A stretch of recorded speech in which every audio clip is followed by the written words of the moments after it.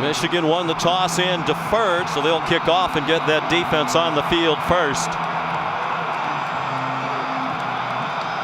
Temperature near 50 degrees under mostly cloudy skies. Very little breeze in the stadium at the moment. And Kenny Allen, a good kickoff. It's a touchback. So here comes Connor Cook, the winningest quarterback in the history of Michigan State. 60% completions this season and just 2 interceptions thrown to go along with 12 touchdown passes. But the number that stood out to Jim Harbaugh when we visited with him yesterday was Cook's career record of 29-3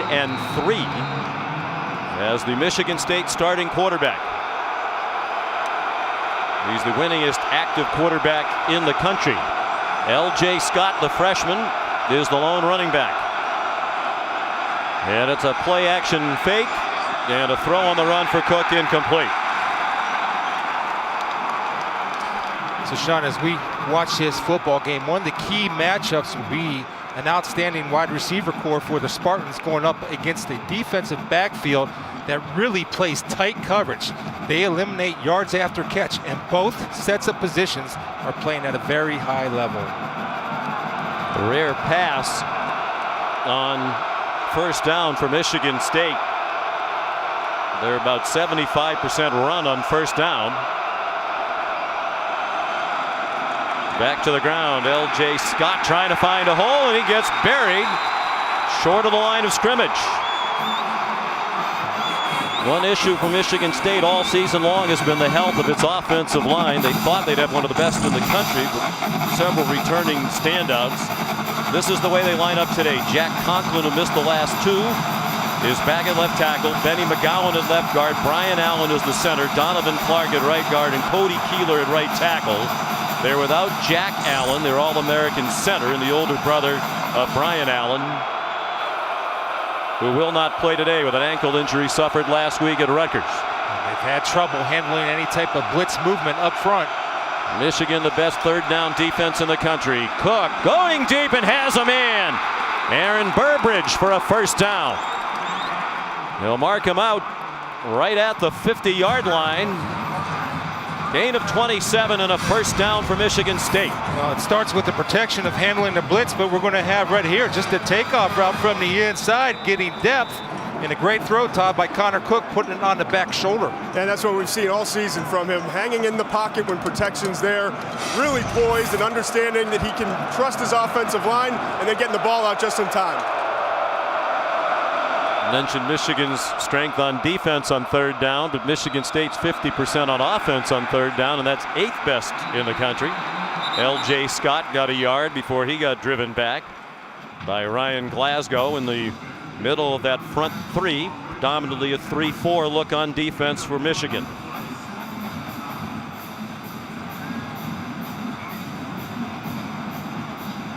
Mention the numbers. They are a run-heavy first down team coming into today's game. 139 runs on first down, just 45 passes.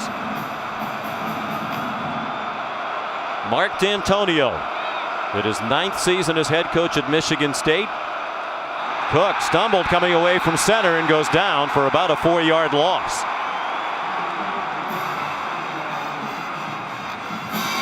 Don't see that very often from a veteran. Usually an offensive lineman is going to step on his foot. You see right there, Brian Allen, the new center for his brother Jack Allen, with a set step with his right foot, trips up Connor Cook. Brian Allen has played plenty of center. He's also played guard. His older brother Jack said, Brian is much better at 100% than I would be at 60%. And that's one reason why Jack Allen won't play today with the ankle injury. Third down and 13. Michigan brings a blitz, and Cook got away for a moment and then threw it away.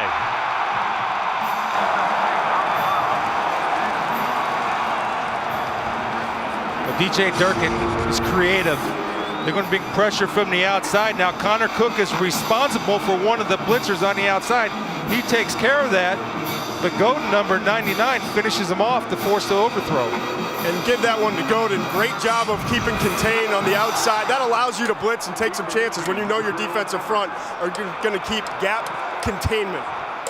Tyler O'Connor is the punter. He's a new punter. Punted once last week as Jack Hartbarger struggled. It has for much of the season. And O'Connor's first punt today is not very good. Just 26 yards. Big edge coming in special teams, one would expect for Michigan. They played much better in those areas than Michigan State has so far this year. The Michigan quarterback is the fifth-year senior Jake Rudock from Weston, Florida and South Florida. Graduate transfer from Iowa. Will play just the one season here at Michigan. Got off to a shaky start. Turnover plagued in the opener at Utah. He's been much more solid since as he gets more comfortable in the new system and with his new teammates. Ball start. Offense number 88. 5-yard penalty, still first down. Jake Butt, the tight end, guilty of the movement. This will be the biggest test for the Wolverine offensive line. They have not faced a front four like the Spartans are bringing in Ann Arbor today. Very physical, very active. Rudock coming off his best game last week against Northwestern. Pitches it to Davion Smith, and he gets stacked up at the line of scrimmage. Joel Heath led the defensive surge for Michigan State. Sean, because Michigan State is so active with their safeties coming up and supporting the run, early on, Michigan has to attack the post or the middle of the field with their receivers just to keep them honest. When you do that, then you're able to open up that inside running game, hesitating those safeties from coming up too quick by checking them deep. Pistol formation now with Davion Smith lined up behind Rudock. And nothing doing. Chris, we expect a smash mouth game. Harlan Barnett, the co-defensive coordinator for Michigan State, said both teams like to line up and play physical football, and it's probably going to come down to which team is more effective right there at the line of scrimmage. You know, I'm going to say something that I haven't said in about 10 years. Both sets of fullbacks on each team are important because they're usually at the point of attack, and both teams use a fullback as their lead blocker, and Harlan's exactly right. You line up and find out who's tougher. Co-coordinator with Mike Tressel, who's on the field. Barnett calls the defenses. Rudock in trouble, and he'll be taken down back at the 18-yard line. Riley Buller, the middle linebacker. Both teams are very, very aggressive on third downs. Riley Buller right here is coming. You have Chris Fry as a nickel back. Darian Harris, 45. They'll be able to make it. Shalik Calhoun wearing number 43 today. They're going to hug up on that man coverage and are able to finish off the blitz. He's wearing 43 as Calhoun for Ed Davis, the injured linebacker who has not played this season. Blake O'Neill with the rugby punt, and it takes a tremendous bounce. This is the 5th time in 7 games he's had a punt down inside the 5, and that one is an 80-yard punt by the native Australian. Had a little snow flurry activity early this morning. Connor Cook from his own 2 fires and gets them out of the hole immediately with the catch by Aaron Burbridge. Great job right there by Cook, getting the ball out on time and doing it with the receiver had not broke from his route. Put it in a perfect spot for him on the sideline. Yeah, and it's a good coverage to exploit. They were playing a soft corner out there, and you roll him out to whether dump the ball or hit the outcut. Perfectly timed by Connor Cook and Burbridge. Second catch for Burbridge, who had 9 for 156 yards last week at Rutgers. Their receivers were outstanding in that win against the Scarlet Knights. R.J. Shelton took the handoff, went ahead for a couple. Joe Bolden the tackle, and we check in with Adnan Burke.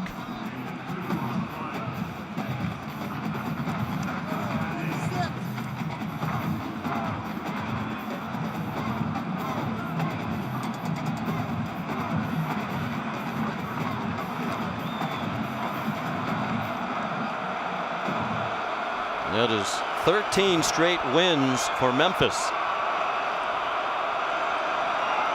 Michigan State arrives having won 10 in a row dating back to last year, the 4th longest winning streak in the country. Delton Williams spins ahead for a hard-earned couple. Desmond Morgan, inside linebacker, made the tackle. Just feel like you're at a old school football game. I mean, when you can hear pads pop on contact, you know guys are playing. It's very important for both schools, both teams, and they turn it up naturally a notch. The rivalry, the most important thing today, but both teams are 2-0 in the Big Ten. And both certainly with realistic aspirations to be in the college football playoff. Who would have thought you'd be saying that about Michigan when the year began? A substitution. 12 players on defense. 5-yard penalty. The yardage results in first down. Wow. Critical mistake. That's the one thing they've been doing really well, Sean, is communication. DJ Durkin talked about that yesterday, that they don't have a lot of mental errors. And that's on coaching. I mean, that's on him. His responsibility to get the right personnel in the ball game at the right times and the right down and distance. He's done a terrific job. He was at Florida under Will Muschamp most recently. Just 37 years old, one of the rising stars in coaching, and certainly if you started to put names together for the Frank Broyles Award as the top assistant coach in college football this year, his name would be very high on the list. They have done that. Benny McGowan's moved from left guard to right. David Beadle's in at left guard. The throw short from Cook in the direction of McGarrett Kings. Going back to Keeler and the injury, I'm standing about 20 yards behind him. He started feeling something in his hand or arm. He was pointing to it, and the coaches were saying, "Well, get down so that the referees know, so that we don't, so we don't get in a situation where you have to play this play." So it was a legitimate injury. Yeah, good. And you would expect that from a Mark D'Antonio coach team. He's a tough kid. He's been playing hurt, toughing it out. Going against form, Michigan State has passed on 3 of their 5 first down plays today. Delton Williams, the running back, the junior, they're going to redshirt him until last week. Cook throws, and it's broken up by Jordan Lewis. DJ Durkin says he's playing at an all-American level, and he had the coverage on Aaron Burbridge. Well, this is the matchup. I mean, it's skill on skill. Our speed guys against your speed guys, and right now, when they've gone man-to-man, the Wolverines have won that battle. Jordan Lewis, excellent job of keeping his discipline and not looking back too soon at the quarterback so the receiver can't pull away.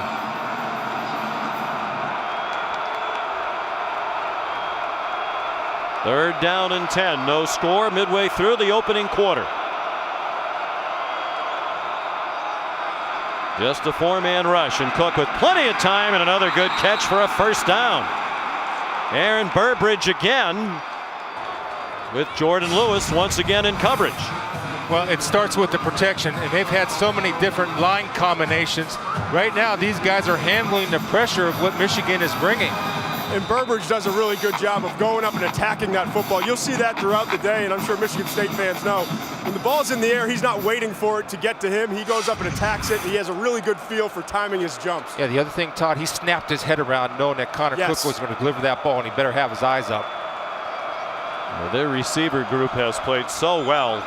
Particularly impressive last week in that win against Rutgers. Delton Williams did not get back to the line of scrimmage. Maurice Hurst has been a very effective backup at the nose behind Ryan Glasgow. Made the tackle for Michigan. Glasgow and Hurst have combined for 4 sacks, and that's a lot from the nose position. 9 tackles for a loss. Especially in a 3-4, so they're getting double teamed a lot. I think Michigan State's going to have to do this. They're going to have to throw the ball on first down a little bit as they come in. You see Cody Keeler back in the ball game, which is good news for the Spartans. But I think they need to start throwing on first down to open up a little running lane. They spread the field on 2nd and 10. Cook throws, open receiver R.J. Shelton down to the Michigan 42-yard line.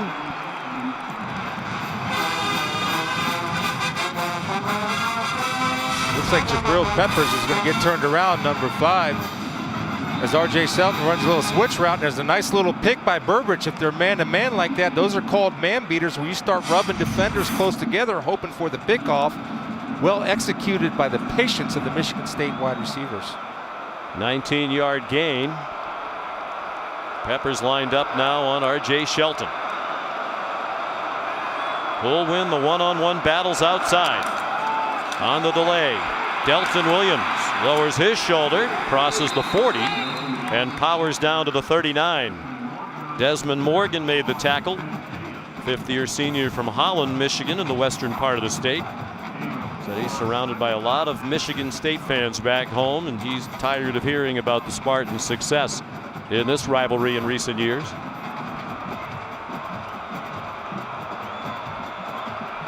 Trevin Pendleton, the fullback, in front of Delton Williams. Williams with a flag down at the offensive line. Williams got back to the line of scrimmage, and that's all. Ben Gideon made the tackle.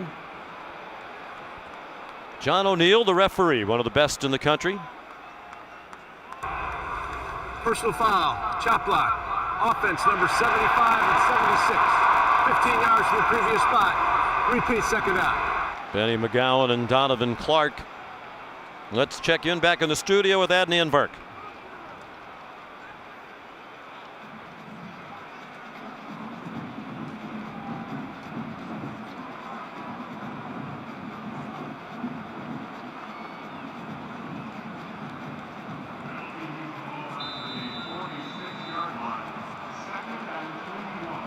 That was a surprising loss for the Sooners. We were there last week in Dallas for the Red River rivalry. 2nd and 21. Michigan State back in its own territory now at the 46. Cook faked the inside handoff, swung it out to Burbridge, and a good tackle in the open field by Jordan Lewis. And some good old-fashioned woofing ensues. that's a natural in this rivalry. I like the call. You know, McGarrett King, Sean, he ran a route. He was supposed to block on that. He passed up Jordan Lewis because I believe Burbridge had, or Shelton had, some room to run after that. He just passed up and whiffed on the block.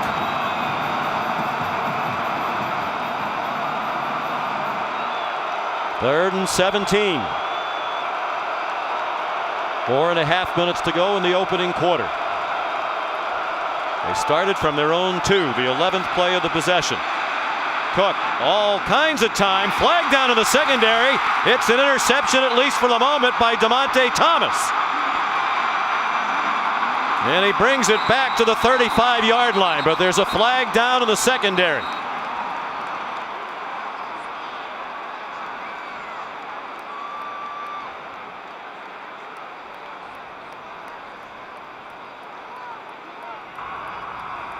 Holding. Defense number 86. 10 yards from the previous spot. Automatic first down. I'll tell you, the coverage was pretty good right there. You cannot ask your secondary to play man-to-man for that long of a period of time. So when you bring 4, you have to be able to sustain some type of pressure. There's no pressure. Connor Cook's able to find a throwing lane. You're going to see it right there. Jordan Lewis tackles the man he was covering. He announced 86, I believe, but I think he meant 26. Jordan Lewis. It was the second time in this drive a penalty against the Michigan defense has given Michigan State a first down. And a reverse. Aaron Burbridge with running room. And he's run down by Chris Wormley, a defensive end, but very near another first down. What a drive this is for the Spartans. That's akin to throwing the ball on first down, any type of razzle-dazzle. And they use Shelton and Burbridge for their outside running game in a double reverse, which they have not shown on film, off the jet sweep look. Oh, Wormley running them down at 305 pounds. That's one of the things DJ Durkin said about Wormley. He can really run for a big man. 6'5", fraction over 300. Wildcat. Damian Terry, backup quarterback, sophomore from Erie, Pennsylvania. Got just enough for the Michigan State first down. See that coming in vogue in college football. We saw it last week, the Wildcat formation with Tyrone Swoops in Texas. Urban Meyer uses it in the red zone with J.T. Barrett.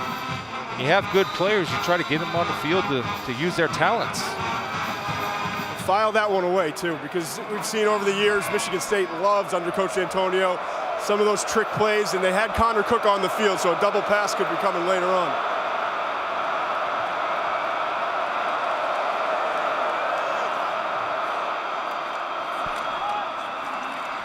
On 1st and 10, L.J. Scott tackled by Willie Henry. Not only has Michigan shut out its last 3 opponents, but they haven't allowed BYU, Maryland, or Northwestern into the red zone. There have been only 6 opponent trips into the red zone in the first 6 games of the year against DJ Durkin's defense. 3 by Utah, 1 by Oregon State, and 1 by UNLV.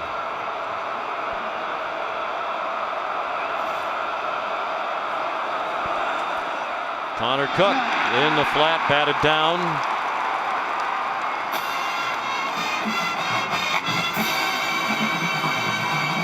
Chris Wormley,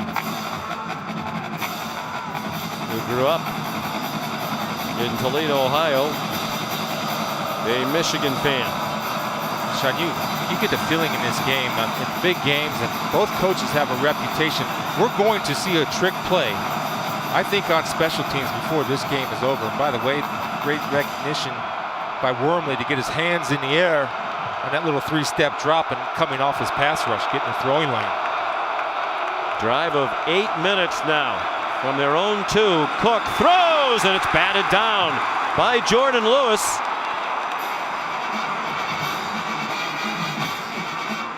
I tell you, I've watched a lot of corners this year, and there's not too many like Jordan Lewis. Again, winning the coverage against Burbridge, and that's a matchup all day, Todd, that we'll be watching. Yeah, and Chris, what's interesting is it seemed like Cook rushed that just a little bit. I know the rush was coming, but he probably should have waited a split second longer and put a little air under that one, let his receiver Burbridge run under it. Yeah, also it was a lazy route by Burbridge. It's too easy to cover. They're going for it on 4th and 8. They're in field goal range, but they've had a lot of problems on special teams, including in field goals. High snap, a blitz from Michigan. Cook throws into single coverage, way out of bounds. Intended for Aaron Burbridge, with Jordan Lewis in coverage again. What a battle they're waging head-to-head. And after 16 plays, Michigan State turns it over on downs.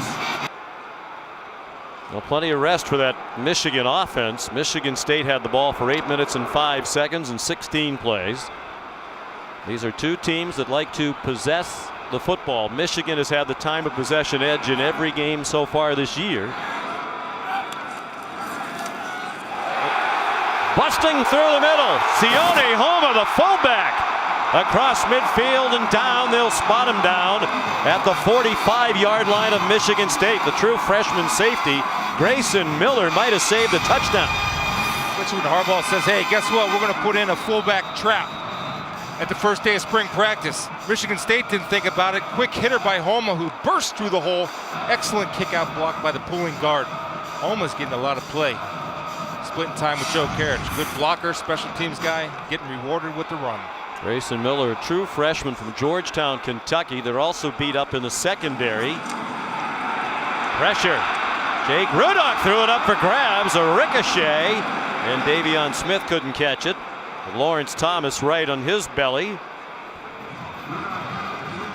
Shalik Calhoun, wearing number 43 today, put the pressure on Rudock. A smart play by Shalik Calhoun, also going low to avoid any type of head hit. Thomas with the deflection. One thing you can say about Michigan State's defense, they run and pursue the football. So any type of misdirection, reverse jet sweep, or something like that, Michigan do that to counter the pursuit of that Spartan defense. Ed Davis hurt early in their preseason practices, a knee injury. Was preseason All Big Ten. Played the whole season without him. Karan Higdon, the freshman, into the game. Joel Heath made the tackle. And I think, Chris, it's indicative of how far the program of Michigan State has come in recent years under Mark D'Antonio.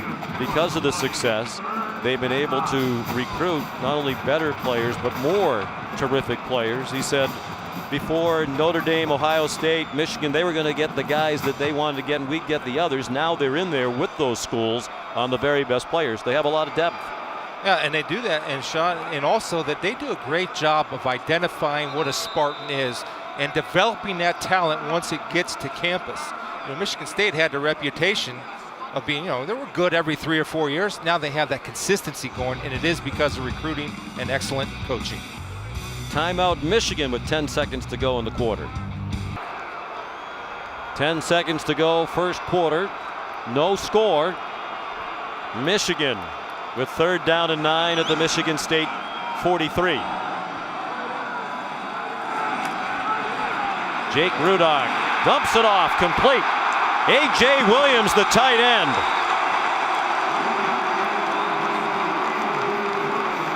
Marked out of bounds at the 23-yard line.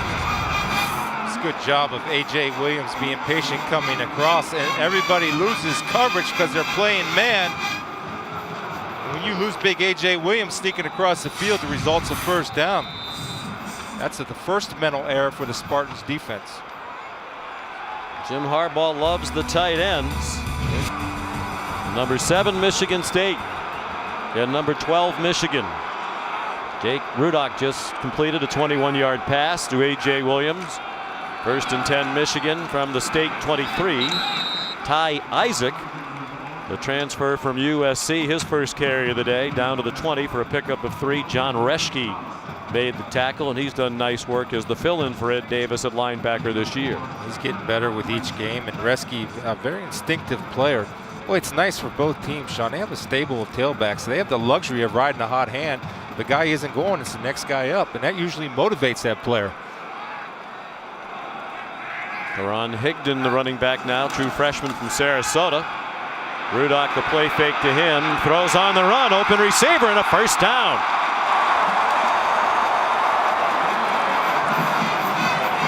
J.U. Chesson, his first catch, first by a wide receiver for Michigan today. Good for 11 yards. It's a good job by J.U. Chesson settling down, finding the open space, and Rudock able to throw across his body accurately, Todd. And Rudock hanging in there. We've seen a lot more patience, poise, and confidence out of him in the last few games. He's finally starting to get this offense. He knows where receivers are going to pop open, and that was a great example right there. Well, his receivers and Jake are starting to see the same thing, which they did not do earlier on when we were here against BYU. Good point.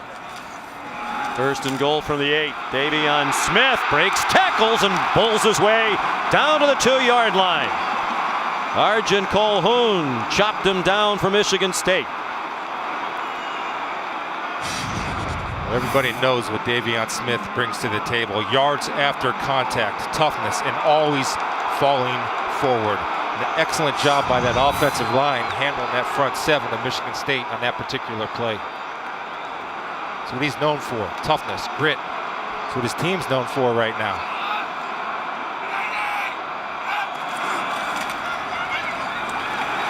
Sione Homa down to the goal line, in for a touchdown.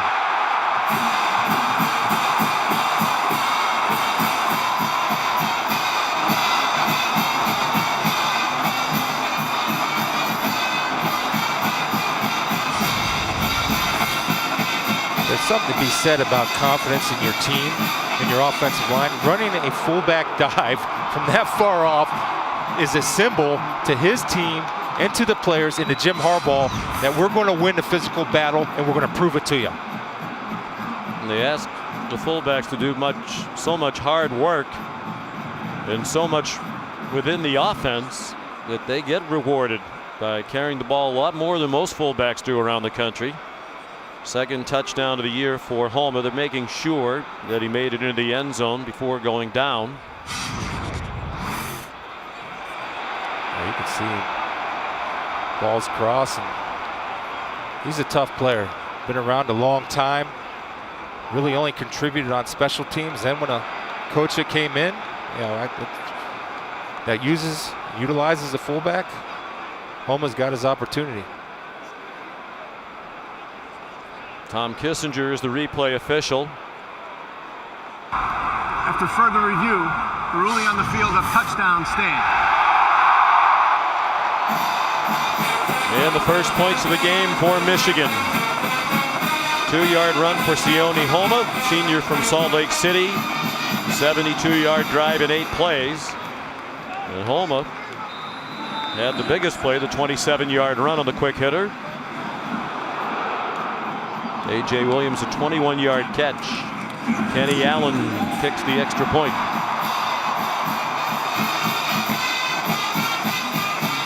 Seven 0 Michigan early in the second quarter in Ann Arbor. 7 straight games over 100 yards for Leonard Fournette. Of course, Florida playing without the suspended quarterback Will Greer tonight. Yeah, a lot of times, Sean, when you lose a player like that, that can galvanize your football team. We'll see if they'll rally around. Returnable kick. Kenny Allen's kick down to R.J. Shelton at the 2. R.J. Shelton, a nice run back. 29-yard kickoff return officially for R.J. Shelton. And now Connor Cook took them on a drive of more than 8 minutes before they turned it over on downs the last time they had the ball. Gerald Holmes, tough run. Looked like they had him stacked up at the line of scrimmage. He squirted ahead for 7.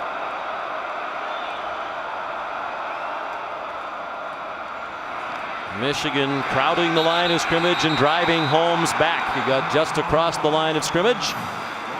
Willie Henry, Ryan Glasgow at the bottom of the pile. Well, coming in this game, we talked about the matchup, skill against skill. Connor Cook loves to throw the 50-50 ball. Believes his guys will make a play, but right now, Jordan Lewis, Todd, has been outstanding in man-to-man coverage. And they're moving Lewis around from one side to the other. Wherever Burbridge is going, Lewis is following. That's how important this matchup is in Michigan's eyes. And that's when it becomes personal between the defensive back and the wide receiver. They have a Q run here, Sean. Connor Cook can run the football. He flips it to Burbridge, who is buried behind the line of scrimmage. Royce Jenkins Stone, the Buck linebacker, is taken over for the injured Mario Ojemudia, who is their most dynamic pass rusher. Jim Harbaugh not pleased with John O'Neill. And Jenkins Stone's done a nice job since Ojemudia went out in the Maryland game with a torn Achilles. Well, he did a great job of playing off the chop block of the offensive Pendleton, the fullback, gets back on his feet. Then you see the pursuing Wolverines are there to seal the deal. Getting off the field on third down again. Once again, the backup punter Tyler O'Connor is in there. His second effort of the day, another low line drive. Fielded on a hop by Jabril Peppers. And he will not get away from Chris Fry. After being in the top 5 in the final poll each of the last 2 years, Michigan about a touchdown favorite today with what they've done off the 5-7 season a year ago. 5-1 entering today. Davion Smith picked his way forward to the 23, a gain of 5. Arjun Colhoun made the tackle. Oh, I wouldn't think that, and you credit Jim Harbaugh. I mean, he's the head man. He gets the credit. He gets the blame if and when it ever comes. You know, what Jim can do, what separates him and why he's a great coach, is that he gets his players playing to their maximum ability when the lights are on. And that's seen in all 3 phases of the game: offense, defense, special teams. They scored in each phase of the game last week against Northwestern. Look out. Amara Darboh dropped for a big loss. Back inside the 20. Well defended by a Michigan State defense that hasn't been quite what it has been in recent years. They've been in the top 10 in the country in total defense each of the last 4 seasons. The only school in the country that can make that claim. They started today 56th in the country in total defense. 57th now. And Rudock is sacked by Shalik Calhoun. Well, he's a pure pass rusher. I know Todd McShay will have him high on his draft board. But Shalik Calhoun at the top of your screen just comes with a little twist. Then what he does very well, if his first pass rush does not move, he's got a great counter move. And I like the fact that he can close with speed. 4-yard loss on the play to Darboh. 5-yard loss on the sack. There's Blake O'Neill, whose 80-yard punt in the first quarter was 2 yards short of the school record of 82 for Monty Robbins in 1986 in a game at Hawaii. And that punt will roll to a stop at the 43-yard line. with 8:44 to go in the first half. Only for their confidence, Sean, they need to get something going here because Michigan's defense, because of their shutout streak, they have to get some type of points with this type of field position. On first down, the handoff to L.J. Scott. Stopped after a gain of 1. Desmond Morgan leading the defense. Fifth-year senior playing in his last game. Wearing the number 3 Warren High School at West Ottawa. Started his career as number 44. Then when they went to wearing legendary numbers, he wore 48 in honor of Gerald Ford, who later, after starring at Michigan, obviously became president of the United States. Jim Harbaugh decided to put those numbers back in retirement. And now Morgan's number 3. Excellent student as well, 3.4 GPA in education. Wants to be a high school principal like his dad and grandfather. Connor Cook slides down under a hit, and now there's a flag perhaps for that second hit. Looked like he ducked under the first one, but then got hit late after he slid to the ground.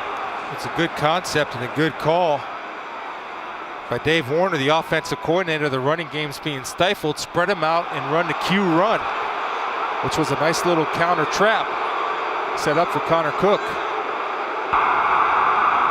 Personal foul plus targeting defense. Ooh. 15 yards from the end of the run. Automatic first down. The ruling is under further review. After further review, the ruling of the field on targeting stands. Number 35 is disqualified. Wow.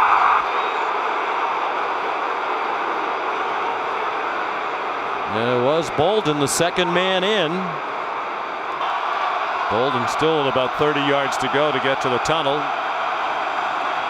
Michigan State first and 10 of the 24. The slant, good for another first down to Aaron Burbridge. And for the first time in 4 games, the opponent is in the red zone against Michigan. Now this time, a notch goes to Burbridge, beat Jordan Lewis on a nice little inside cut on inside release. Jordan Lewis cannot give up that inside to the wide side of the field. He get a pre-snap read on Burbridge's split, who was outside the numbers to run that slant. Cut off that inside. 13-yard gain, already 6 receptions for Burbridge, senior from Farmington Hills, Michigan. L.J. Scott finds a hole, finds the end zone. Touchdown, Spartans.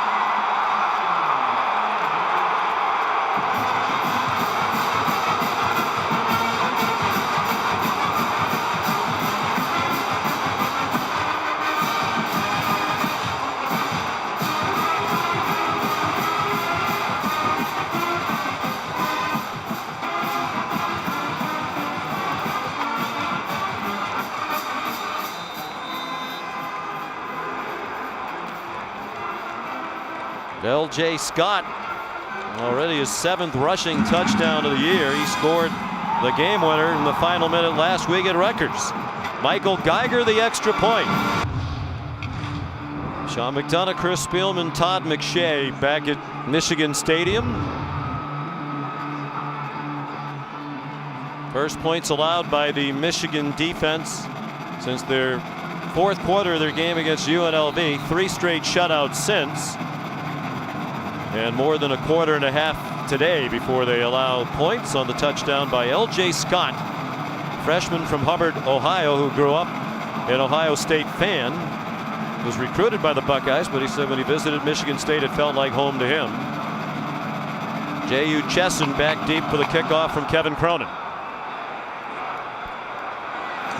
Jabril Peppers will handle it.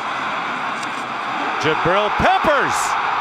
And again, the coverage woes continue for the Spartans. So sound on special teams throughout the Mark D'Antonio era, but by his own admission, very shaky this year, and the problems continue. Well, the kickoff return is like running an offensive running play. Everybody's assigned a man in a gap. Nobody blocking behind the football. Jabril Peppers explosive with the ball in his hands. They win a lot of games. That's how they're built. Play special teams, play defense, run the ball, don't turn it over. That's their identity. 49-yard kickoff return. A great field position for Jake Rudock and the Michigan offense from the Spartans 48. He comes out throwing and fires a deep ball. Caught at the 25. J.U. Chesson.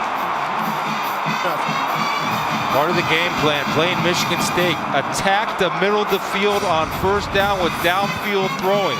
They want to get their safeties involved in their running game. You got J.U. Chesson matched up on Grayson Miller, and it's no match. And a great throw and a great read by Rudock. Yeah, that's part of what makes Rudock so smart. He recognized that mismatch early and was able to get the ball right where it had to go. Attack them in the middle of the field. If their safety is going to be up, go at them deep. 23-yard gain. Back to the ground with Davion Smith. That's at 8 o'clock Eastern time. 2nd and 5 Michigan. Rudock play action. Couldn't find anybody. Chased by Joel Heath and threw it short and incomplete for Karan Higdon. A little bit of growth right there in the offense for Jake Rudock. Not trying to force the football, understanding the situation, and throw it away, live another down. Smart.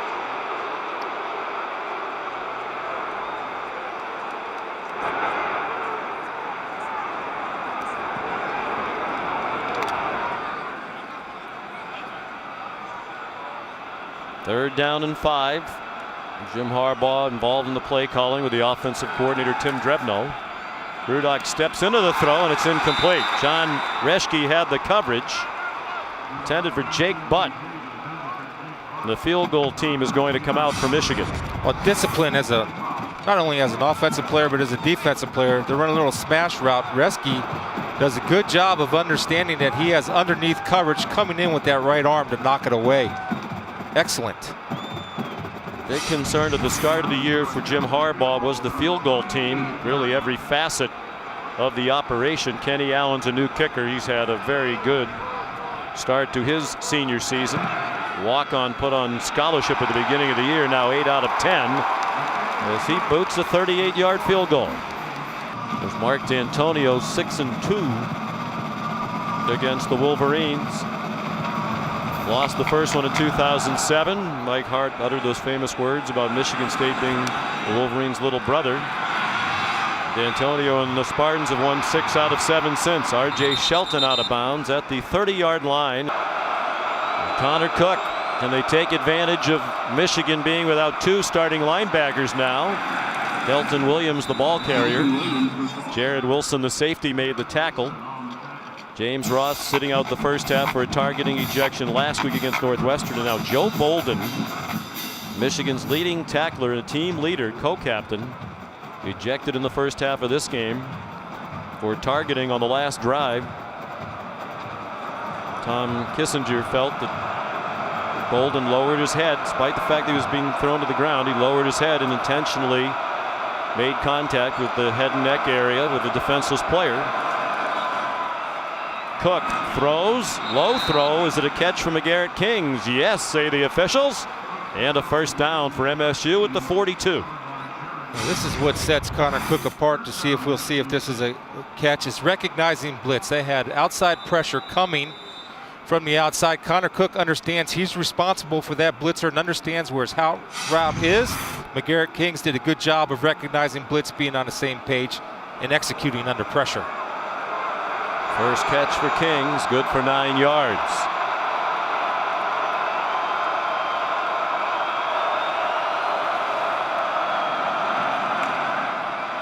Delton Williams banged around, hard-earned yard.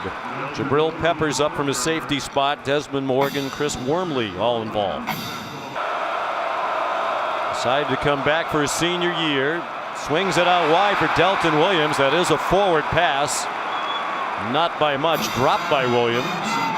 And Todd, where does he rank among the draft-eligible quarterbacks? Well, we've got him at number 2 right now, and there's not really a big gap. I think he has a very good chance to be a first-round draft pick, and I think, as you mentioned, he decided to come back this year. I think it was a very smart decision because based off of what I've seen so far this season, he's taken his game to the next level. You know, Sean and Todd, it's the one thing that would bother me, and I know it's bothered some scouts, is why he was not elected a team captain. So they'll have to figure that out, and Connor's going to have an answer to that question. Third down and 8. Michigan brings a blitz, and they get to Cook. Chris Wormley sacks him back inside the 35. Well, Delton Williams is going to come off Chris Wormley. He's going to come free. Delton Williams just got into the ball game last week. That's number 22. First of all, it's a great design and great timing by Michigan State on the blitz. Delton Williams steps inside, vacates where Wormley's coming, and it's an easy sack. When you're not playing, you're not used to blitz pickup, that's what happens. Mental error.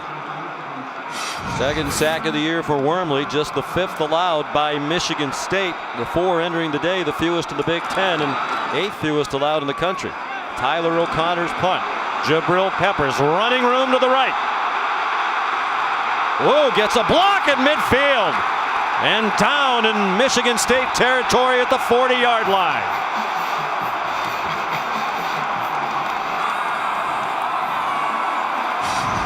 Thomas, number 25, he gets a hard block. I think he makes a mistake. Watch, because he is going to block behind the football. He had no shot at getting Peppers. So what he should do is turn to go to the next level. See how Peppers is running away from Willis? Thomas comes in, and it's a referee game, good effort, all that stuff. But a coaching point there is don't block behind the ball, turn and get to the next level and pick up somebody that may make the tackle down the field. 41-yard punt, 35-yard return. So again, terrific field position for Jake Rudock. The 41-yard line of Michigan State. Power football on first down. And Davion Smith stuffed at the line of scrimmage. Part of a 9-0 national championship season for Michigan. Ron Higdon did well to hang on to the ball. Demetrius Cox drives him back. Bump Elliott, Bo Schembechler, Gary Moeller, Lloyd Carr, Rich Rodriguez, and Brady Hoke all lost their first game as Michigan head coach against Michigan State. That's amazing to think about when you think of the overall record between the two schools. Jim Harbaugh has already defeated 2 ranked teams. That's 1 fewer than Brady Hoke had on his resume in his 4 years as head coach. And the same number Rich Rodriguez had in 3 seasons, which, as you see, Jim Harbaugh had his cleats on. Yeah. Jim wishes he could still play. He can't, so coaching's the next best thing. They play a little zone behind it. I'm going to drop to the sticks because I don't think Rudock's going to take a shot over the top. I think his goal is to move the sticks. So as a coordinator, you're guessing what you think he's going to do and what the percentages tell you, as Harlan Barnett is contemplating. 3rd down and 7. Michigan has used its last timeout with 1:25 to go in the half. And now as they line up, Michigan State wants to use a timeout. Jabril Peppers is on the field on offense for Michigan. Ordinarily a defensive player. That might have gotten the attention of the Michigan State coaches. And they use another timeout, Michigan State on defense. And you wonder if it's because of the presence of Jabril Peppers. Well, you do have to account for him. He's an explosive athlete. And I like the timeout because you're in a crucial part of the game and you don't want to make a mistake or an alignment mistake. And you have to account for the dangerous Peppers. So it's a good call by Mark D'Antonio. Get it right. Alignment and assignment, especially with a young secondary. So they're moving people around and they're forced to play guys that might not be ready to play or mix match. That's why when you're in a crucial situation, you take a timeout to make sure everybody understands what you're doing. So finally they snap it, the play fake one way, and they try to set up a screen to the other, and pressure from Michigan State blew that play up. Intended for Jake Butt, but Rudock worried about getting it off without getting clocked, and that's good timeout usage. They used 2, but they stopped the critical 3rd down and 7. And you saw Coach D'Antonio calling for the safe punt here. Credit Darian Harris, Sean. They faked the double screen and tried to sneak Butt on that delay route. Darian Harris playing discipline on his man. Wasn't fooled at all. R.J. Shelton back for the punt. Blake O'Neill, graduate transfer from Weber State. Boy, he's made an art form of knocking it down inside the 10-yard line. They'll spot that one at the 8. Well, you would think here Michigan State would be very conservative with only 1 timeout. Gerald Holmes almost busted one. Yanked down by Channing Stribling. And now Mark D'Antonio says with that play, let's pick up the pace a little bit. You know, I think you got to be very careful in this type of situation. You played well in the first half. You weathered some storms. You want to make sure you make good decisions and not give the Wolverines any momentum. Neither team has turned it over. Cook on target, first down. Josiah Price makes the catch. Flags are down.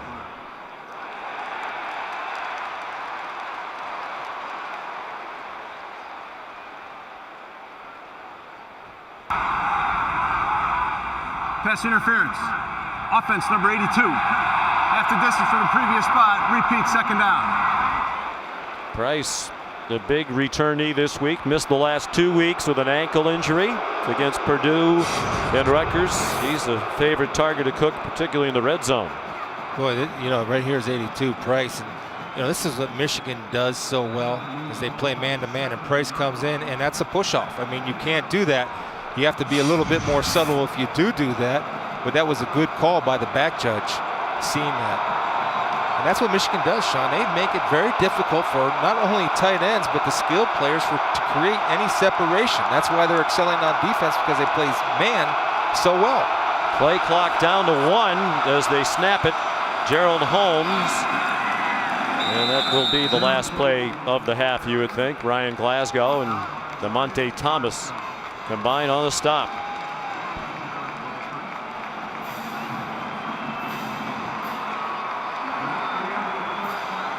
Michigan State had the ball for 19 minutes to 11 for Michigan, but managed just 7 points. 10-7 Wolverines at the break. Cook had 8 out of 16 in the first half. No touchdowns or interceptions, just 1 for 4 when Michigan blitzed.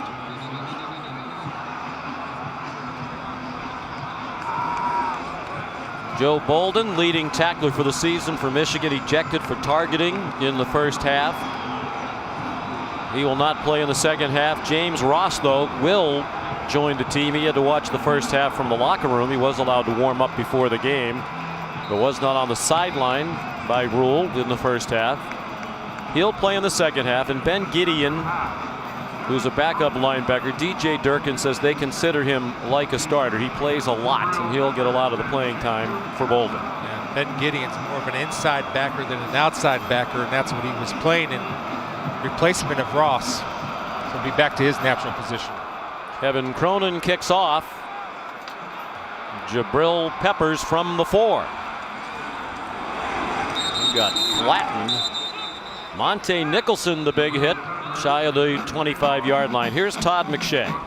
In that first half, Michigan was outgained by the Spartans, but they had hidden yards and special teams, and they took advantage of big opportunities. Here, you're going to see, we talked about earlier in the game, when Michigan State brings a safety down, Jake Rudock recognizes it and takes a shot down the middle of the field towards the right side and is able to connect on it. Here, on a big third down after a timeout, taking advantage, getting it to his big tight end, 84, A.J. Williams, running down the sideline.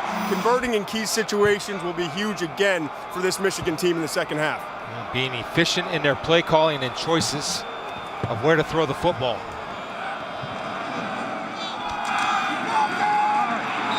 Ty Isaac is the running back on the first play of the second half, and John Reschke stopped him very close to the line of scrimmage. Lawrence Thomas also in on the play for Michigan State. There's number 8, former linebacker and fullback at Michigan State. He's settled in at defensive end, and he's a good one.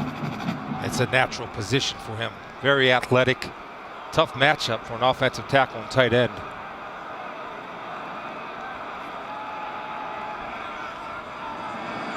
Davion Smith now back in at running back. Joe Carriage is the fullback. Smith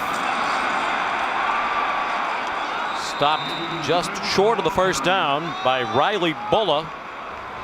Third generation Spartan. Grandfather Hank, father Shane, brother Max all played at MSU. A nice job of Ben Braden with the kick out block. Davion Smith, he will run north and south, and he tries to punish the tackler. Much rather be the hitter rather than a hittee. And Graham Glasgow, nice job there in the center. He's improved as this season's progressed, and I think they're going to try to run the football behind him. I think he's had one of his best career games today. He's a next level center in my eyes, Todd. Third down, less than a yard. They hand it off to the fullback Carriage, and Michigan State was ready for that. I don't think he got to the first down marker. It's an all-out sellout by Michigan State. Pinching in all the defensive linemen. You're going to see Shalik Calhoun, number 43, coming down and beating the block of Poggi and cutting him off. Outstanding get-off by Shalik Calhoun. That's what makes him such a dangerous player, is his great get-off. And Poggi has no shot at cutting him off on the inside. They are going to measure Shalik Calhoun, one of the best defensive ends in the country. 2 times first team All Big Ten, probably will be again this year. Twice a second team All American. One of their team captains. Well, they are just short.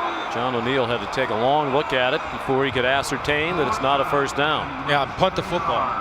Absolutely punt the football. If you want to try a hard count, fine, but punt the football. Why? Because you're playing great defense and you're built on field position. Don't get greedy in this situation.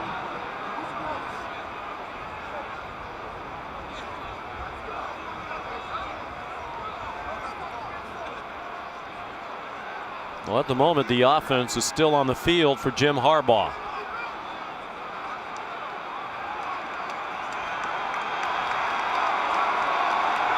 He prides himself on his teams playing tough, hard-nosed, physical football. In the mold of his coach, Bo Schembechler. Now they are going to send the punt team out. And I agree with you. This is absolutely the right thing to do in a game like this. You've played great defense, as well as any team in the country this year. Put them back out there. It's your identity. Punt and play defense, score when you have field position. 80-yard punt in the first quarter for Blake O'Neill, the longest punt of the year in college football at the top level. R.J. Shelton caught this one, goes out of bounds at the 29-yard line. L.J. Scott, the ball carrier on first down.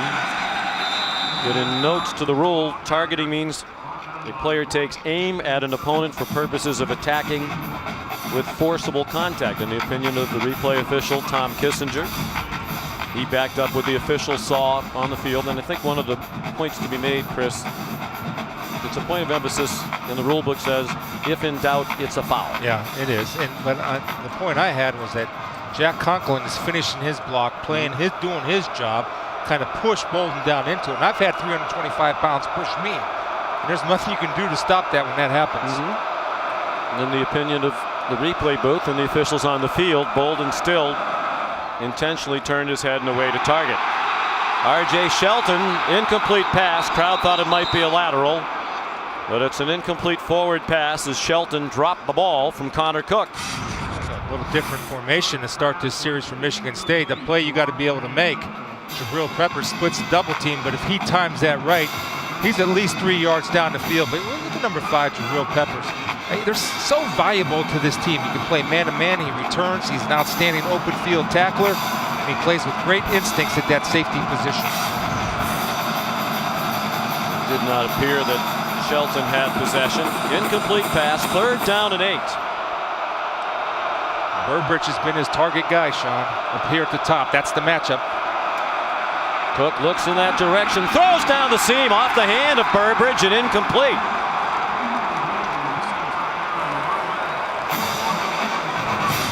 Well, this is the matchup. I mean, this is your money guy on a money down. He beats Jordan Lewis inside and goes up with one hand when he should have went up with 2.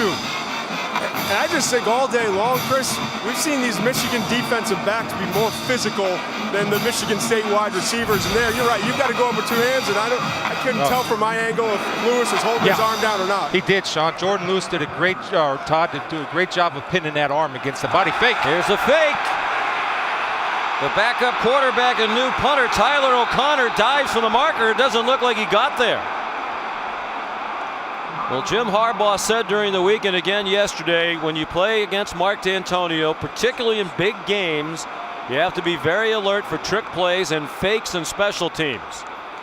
So they had this in mind, that it was a distinct possibility starting today. We're short of the line to gain. First down. Well, we called this. We knew what Jim Harbaugh told us in his history. A trick play was coming in special teams. I thought he should have threw the football. He had Medeiros open. Number 88 right here is going to be open on an outcut. Now he thought he had the ability to use his speed to get to that first down. But again, when you're playing man-to-man, and there's great effort by Desmond pulling him, come on, Morgan to come make that play. I mean, that's a senior making a great play in a great game. Beautiful effort, both guys. So the fake doesn't work, and I'm with you. It looked like the pass play was the better option. O'Connor on the run didn't want to try it. From the 38. Davion Smith to the 30 for a gain of 8. Darian Harris made the tackle, and it goes back to the point made by Todd McShay at the half. Not a lot of production on offense, but special teams have helped flip the field, and they've taken advantage of the short field this afternoon. Yeah, it's not a bad call by Coach D'Antonio because your defense is playing well, and you got to expect to challenge them to hold up.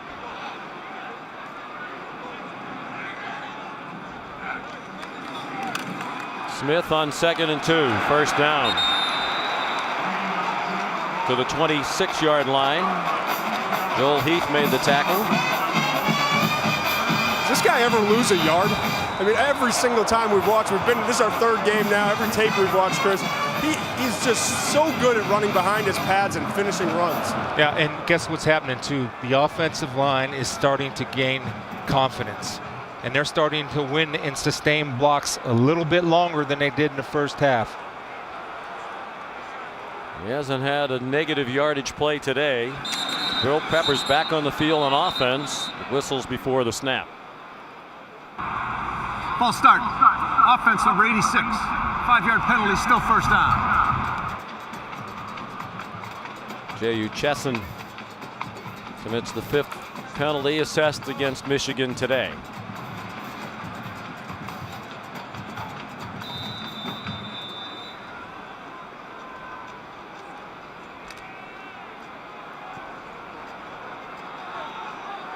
Peppers, as you see, still on the field with the offense.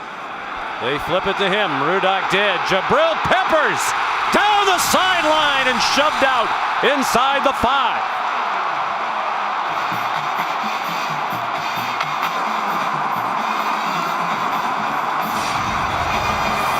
Sometimes value is off what you do. Davion Smith is going to get the key block to spring Peppers on a jet sweep. Team defense. We saw earlier, Chris, 2 timeouts called when Peppers was on the field. And I just watched the defensive back, starting with Arjun Colhoun, talking to all the other DBs, saying, watch the double pass, watch the double pass. So I think just the fear of that there led to the defense playing with a lot of discipline and gave him the opportunity to turn the corner. He hadn't played on offense until today. Davion Smith reaches for the goal line. Touchdown, Michigan.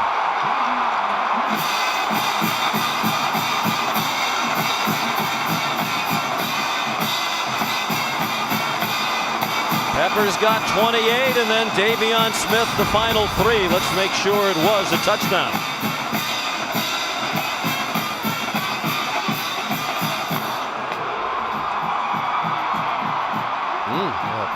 Right knee looked like he was down about at the 1-yard line. And they are holding the extra point while the replay booth looks at it. Yeah, you're right. The right knee's down. On the field was a touchdown. That ruling is under further review.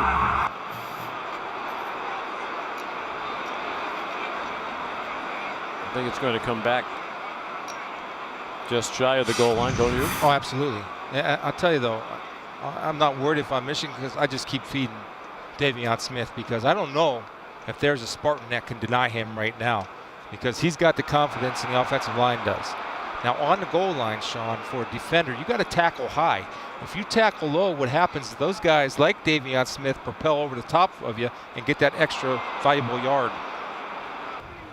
We're told those pictures are synced up frame by frame, so you can see the knee is clearly down on the left. It's obscured a bit on the right. But the ball is short of the goal line. Great work by our production and technical crews. Our producer today, Bo Garrett, our director, Mike Schwab. And I think Tom Kissinger should have had everything he needed there to overrule the call on the field. The ball should be at the 1 yard line. Davion Smith told us yesterday his brother Maurice played briefly at Michigan State. Brother Lance played at Wisconsin. He grew up tough. After further review, the runner's knee was down before the ball broke the plane of the goal line. As a result, it'll be second down at the half-yard line. We'll wind the clock on the ready for play. Davion has 4 older brothers and a younger sister. From Warren, Ohio, near Youngstown. He said he came here because he really liked Brady Hoke. And the players we talked to all yesterday love what's happening here with Jim Harbaugh, but to a man expressed their appreciation for Brady Hoke, who played a big part in bringing a lot of very good players here. You could make the argument perhaps they didn't get as much out of them as they should have, but a lot of these guys were highly recruited players who suffered through a horrible 5-7 season a year ago, plagued by turnovers. They try again. Smith, no signal yet. He's certainly across the goal line. Touchdown. That's my point about tackling high. Watch as he shoots in here. You're going to have Bulla come in and shoot down low. Now he gets tripped up a little bit, but you have to stay high on the goal line as much as you can. You know, his body was across the goal line. That ball looks like it's behind him from the first angle we had. Yeah, there's the ball on the ground. And arms are on the ground also, yeah. I think they're going to stop and look at this one again. Yeah.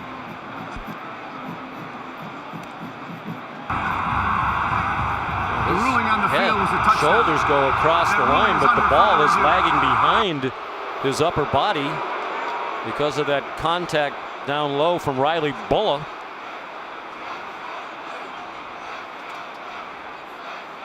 Good job of penetrating by Riley Bulla, getting knocked down. Malik Collins, number 4, came over and built a wall on that goal line. And sometimes the replay officials come in before the game and say hello, ask us if we have any questions. We always tell them, well, we hope you have a nice uneventful day over there. And that has not been the case today. Tom Kissinger and Jamie Nicholson. Does it take them a while? They want to make sure that they get the spot exactly on. After further review, the ball did not break the plane of the goal line. The ball will be placed at the 1-foot line. It'll be third down on the left hash. The clock will start on the ready for play.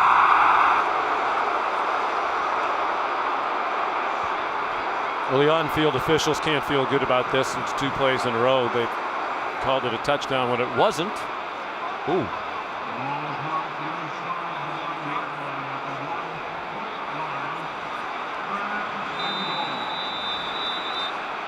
Apparently that fan thinks these officials are number 1. All right. I'd sneak it here. Well, you just said you'd bet on Davion Smith. Yeah. Oh. They bet on Sione Homa, and he gets stuffed for the moment. Well, how long will they give him? They're already blowing the whistle. You wonder about forward progress being stopped. Whoa, they weren't blowing the whistles. They were running in to mark it, but they never blew the whistle. Looked like the officials were running in to spot the ball down, and Mark D'Antonio's wondering about that. Well, this is the anniversary of the Bush push. And Davion Smith. The forward progress is stopped. Yeah. Right there. That ball should be whistled dead. I'm surprised, guys. I'm 11 yards away, and no whistles were blown, but the refs were coming in, and they were pulling guys the off. ball. Exactly. Riley Bulla did a great job of coming high that time and stopping Homa. Homa never quit, though. That's the thing. Well, for the 3rd play in a row, we have the replay review.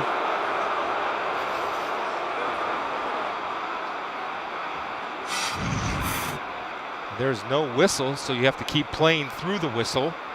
I'm thinking Sean right. They couldn't find where Homa was. By the time they found him, was in the end zone. The Bullet did a great job of filling that A gap, taking him high, preventing him from going over the top. We were here years ago when there was a controversial replay review. Michigan was granted a touchdown by the replay booth when the player who scored it leaped in the air and landed on the pylon. It shouldn't have been a touchdown. It's overturned in the booth, and Mark D'Antonio was justifiably livid. The league wound up apologizing for the mistake the next day. Now, I did not hear a whistle. No, and that's my mistake, because I just assumed when they were running in from the sideline that they were stopping the play, and they weren't, apparently. After further review, the ruling on the field of touchdown stands. And the third time is a charm.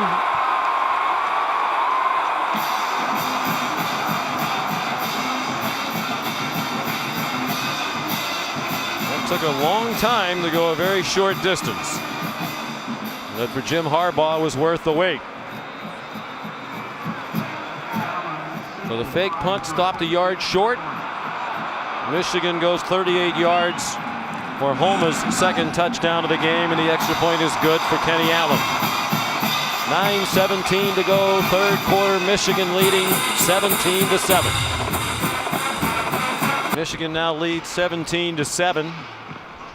We mentioned at the top of the telecast 42 of the last 45 years. The team that has rushed for the most yards has won the game. Neither team piling up big numbers on the ground, but Michigan with the slight edge. Still a long way to go. 9:17 left, third quarter.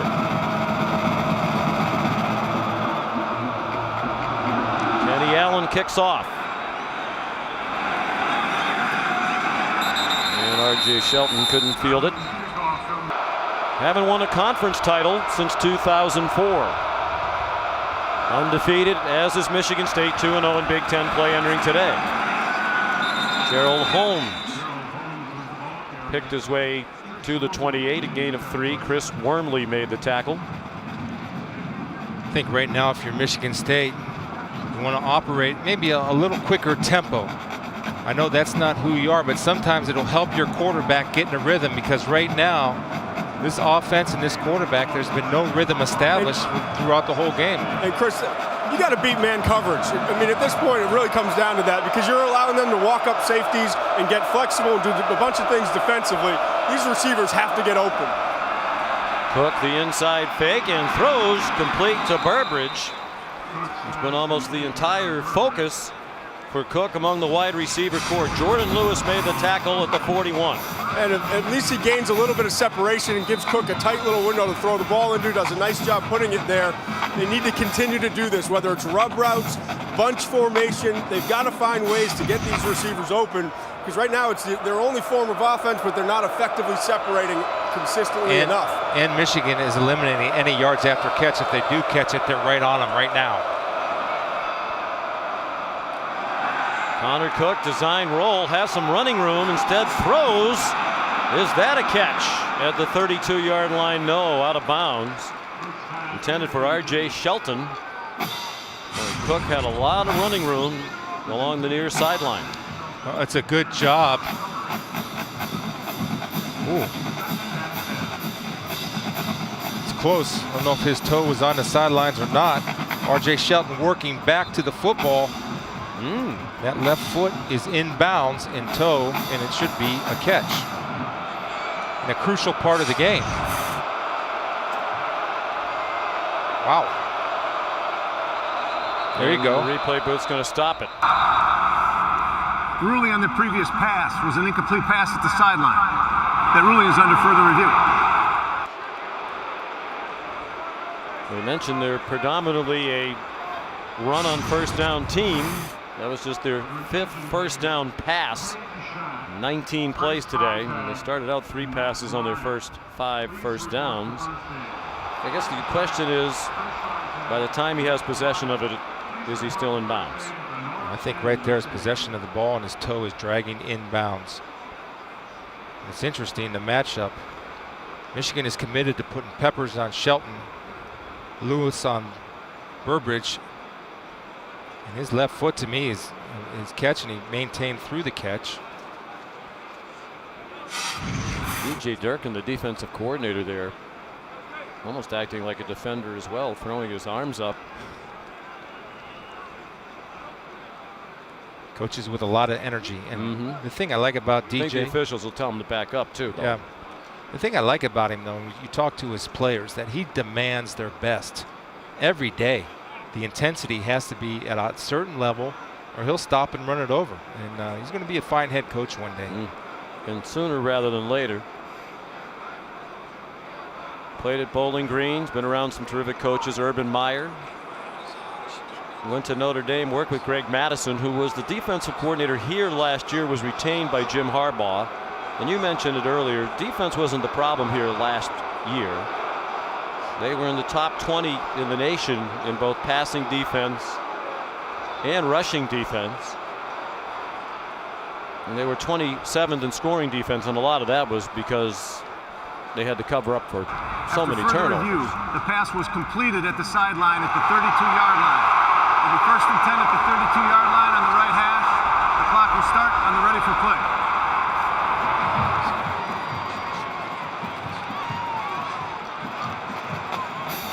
I mean, one of the things that they're cracking down on is the sideline, and DJ Durkin there needs to be careful in that white space. Yeah, you get in trouble for that. Now they can flag you for sideline interference. Now he's getting back out of the white, and again, I think they get a warning first and then let him go. There's Greg Madison. DJ Durkin said he's learned a tremendous amount throughout the years from Greg Madison, one of the great D-line coaches in America as well. Gerald Holmes, the ball carrier. That's a big ruling from the replay booth, a 27-yard gain. Well, Michigan State's used to this type of game. Sean, they played in tight games all year. And, you know, Connor Cook tends to thrive in these type of situations, and they certainly have to answer the last punch that Michigan threw at Holmes' touchdown. Well, it hasn't been easy or pretty on the way to 6-0, but as Mark D'Antonio says, every week we found a way to win, and that's the bottom line. Find a way to win. Cook, the pump fake, has the man open. Touchdown, Michigan State. McGarrett Kings.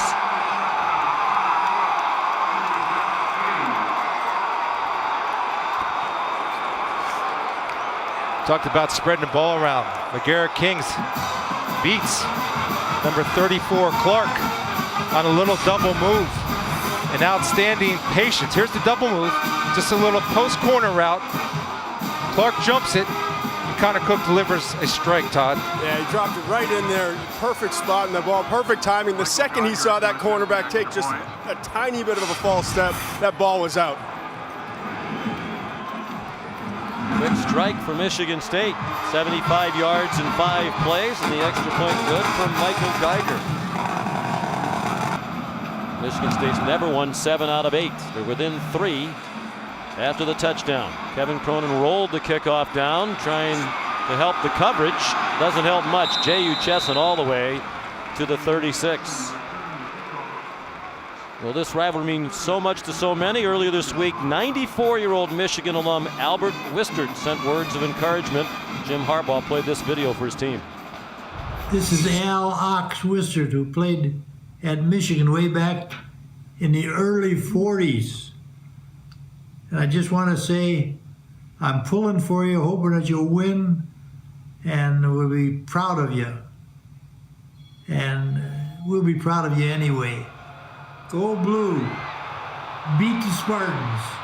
Right now they're leading by 3. A.J. Williams tackled in the flat for no gain. Al Wistert was a great player. How about his family? 3 brothers, all played for Michigan. All are in the College Football Hall of Fame. Francis, Albert, and Alvin. Ox, who you just heard from, was an 8-time All-Pro for the Eagles and had his number retired by the Philadelphia Eagles. He's in their Hall of Fame. Yeah, just, you know, you can hear the passion that he has about being a Michigan man and what it means and the pride that they take in it. It's fun to see. Both of these schools treasure their traditions and legends. Davion Smith dumped by Lawrence Thomas. Momentum on the side of the Spartans, and the defense trying to force a 3 and out. You got a money down right here now. Big players make plays in big games. Shalik Calhoun has been getting great pressure all day on Jake Rudock.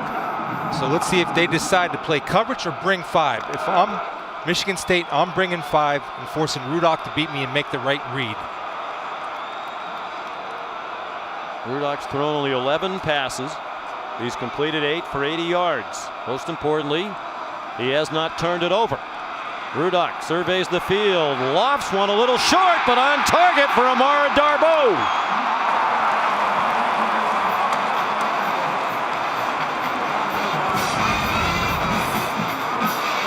Really good job by Michigan, realizing the pass rush has been an issue, as Chris mentioned.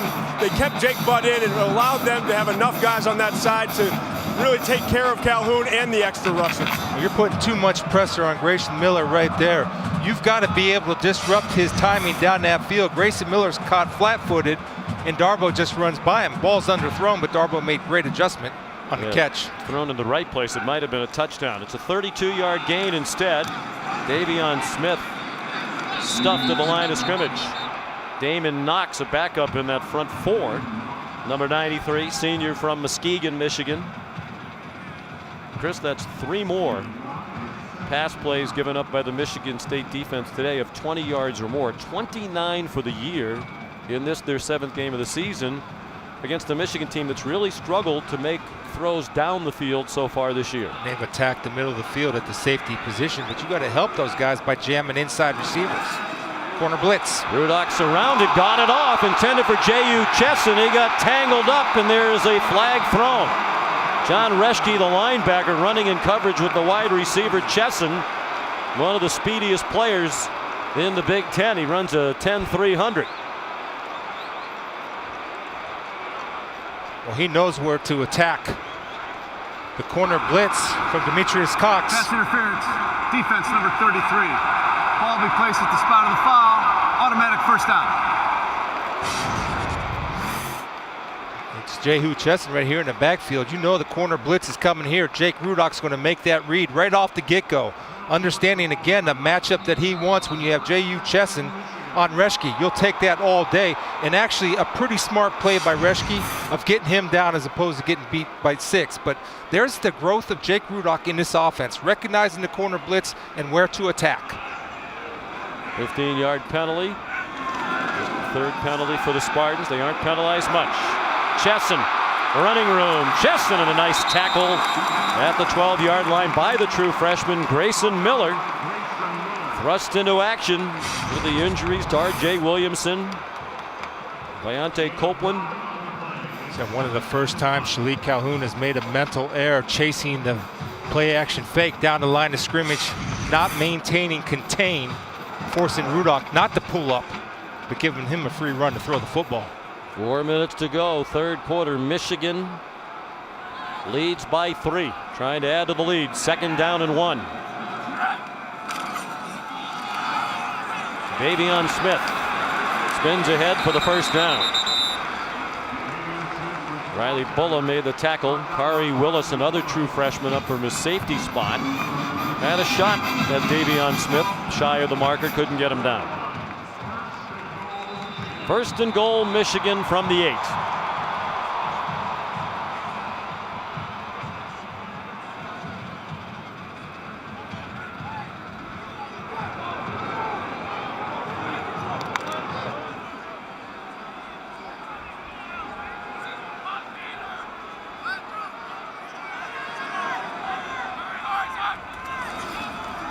Play fake to Smith. Rudock stepped up. Darboh driven back from the 4-yard line. There's a flag down in the offensive backfield. And it's a holding penalty against Michigan. Not a bad call. 1st down play action pass. Michigan State being disciplined in their coverage, not falling. Holding. Offense number 71. 10 yards from the previous spot. Repeat first down. Well, the front 4 for Michigan State can bring pressure. Your left guard, Ben Braden, trying to protect his quarterback at all cost. He's going to get caught here with a good tackle, actually. on Shalik Calhoun.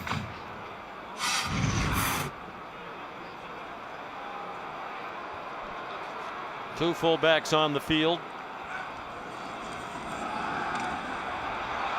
Rudock, lots of time, can't find anybody open.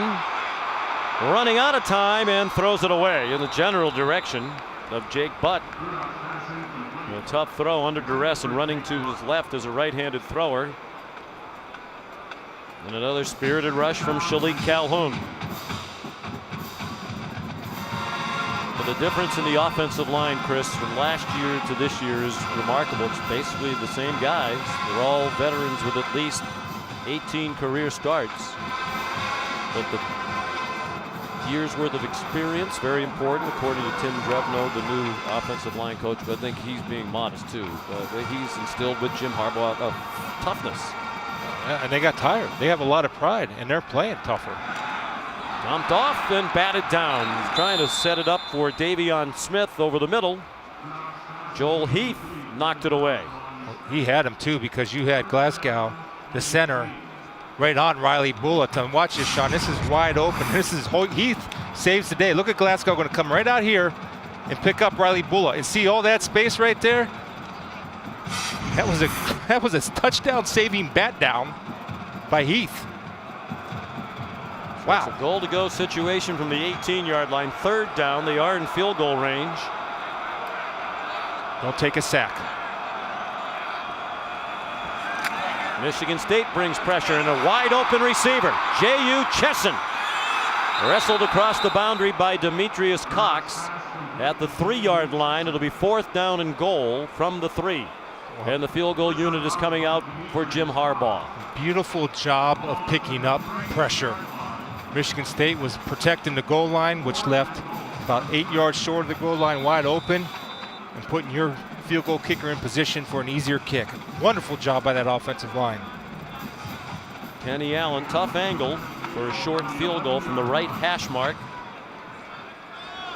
21-yarder. He's 1 for 1 today. And it is right down the middle. Games, the longest streak in LSU history is Charles Alexander with 9 straight back in the late 70s. I think he goes for 117 tonight. That's my prediction. Take the Okay. Kenny Allen's kickoff down by R.J. Shelton. Okay, Blue Jays, let's play ball.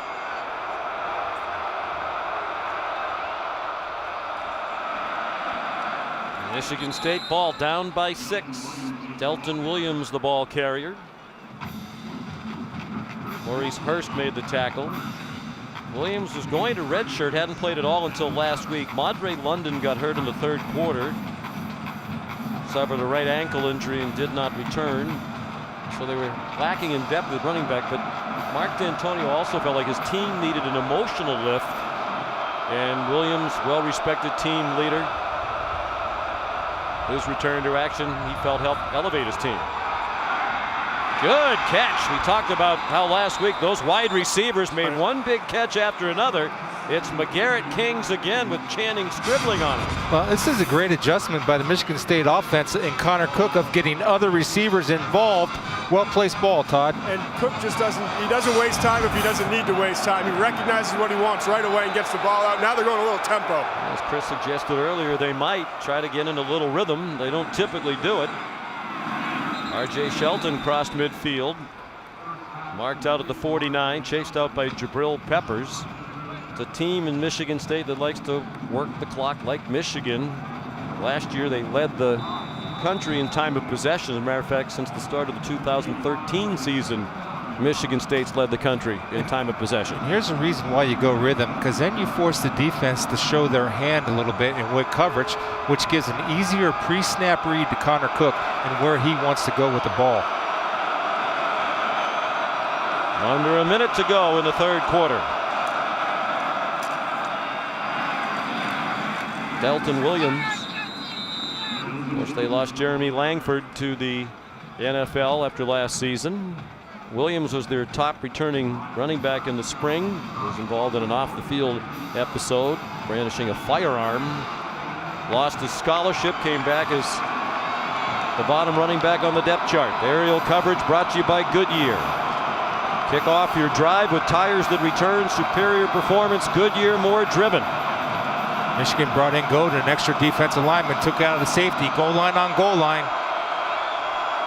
3rd down and 2. Power football. Who'll win the battle at the line of scrimmage? This time it's Michigan. Williams stacked up. James Ross, who did not play in the first half with the targeting suspension a week ago. There is a flag down.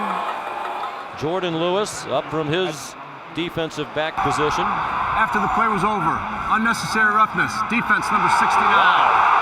15 yards from the end of the run. Automatic first down. Willie Henry. Wow, you got to keep your emotions in check. I mean, everybody gets you want to be fired up and all that. You have to be smart and hear the whistle. There's Willie Henry, number 69, who the flag is called on. Defense is doing a great job. I mean, come on, man. Well, given how long they took to blow the whistle on Sione Homa's touchdown, when it looked like forward progress had been stopped, why would Henry or any other defender on either side assume the play is over? Two of the top 12 teams in the country meeting for the 108th time, all time, but just the 17th time when both have been ranked in the top 25. Usually one is good or the other. This year they're both outstanding football teams.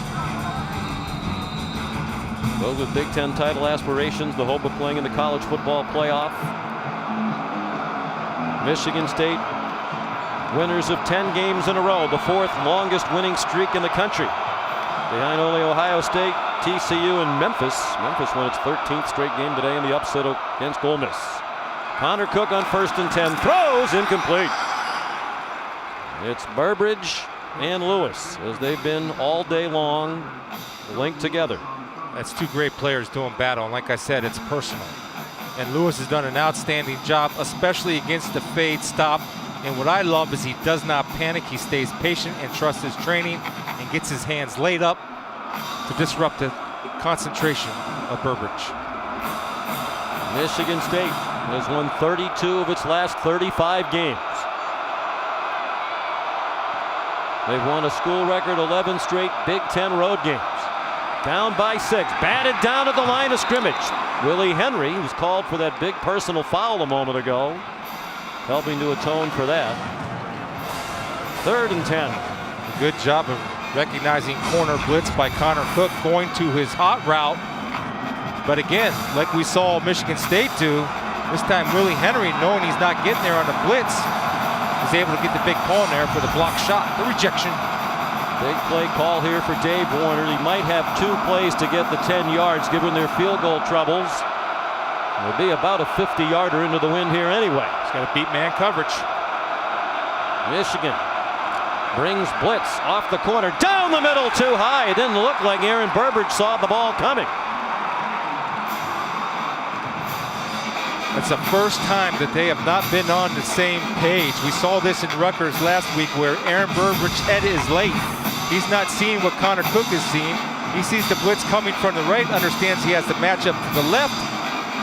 It's just a missed time throw. There's the man beaters that Todd McShay talks about. Switch routes. Saw Mark D'Antonio holding up the fingers. He's going for it on 4th down. They're 0 for 2 on 4th down today, including that fake punt. Man coverage again, Sean. Pressure again, but Cook has time. Throws, dropped! It would have been a 1st down, but McGarrett Kings couldn't hang on.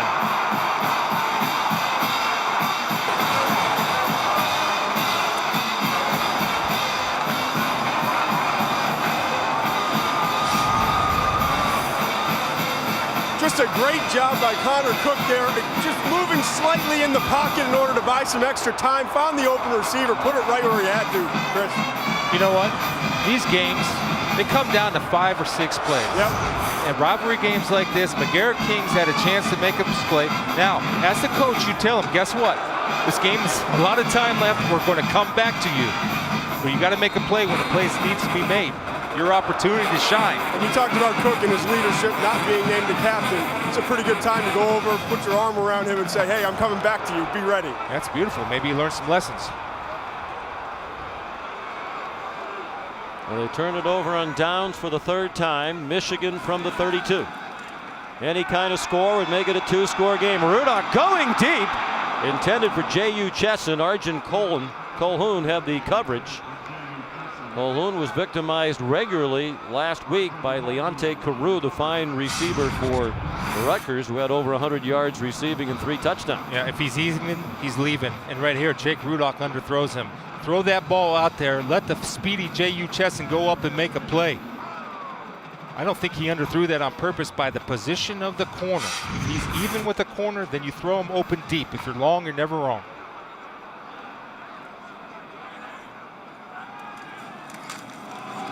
Davion Smith, great penetration by Malik McDowell, the sophomore. Here's Adnan Vark.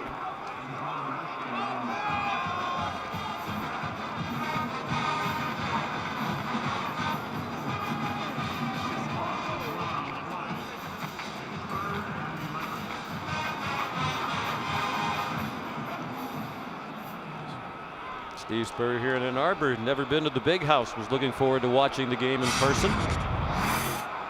There is the ball coach with his wife Jerry. 3rd down and 11. Rudock, another deep throw on target.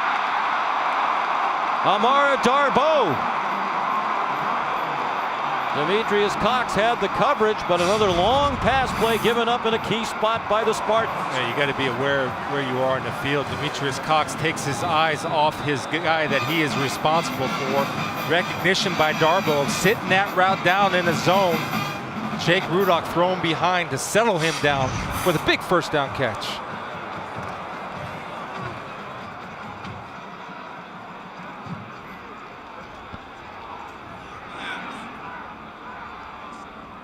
.24-yard gain. Again, they try the quick pop with the fullback, Joe Carriage. You know, last week, Cox, number 7, the quarterback, was playing safety. They've had so many injuries in the secondary.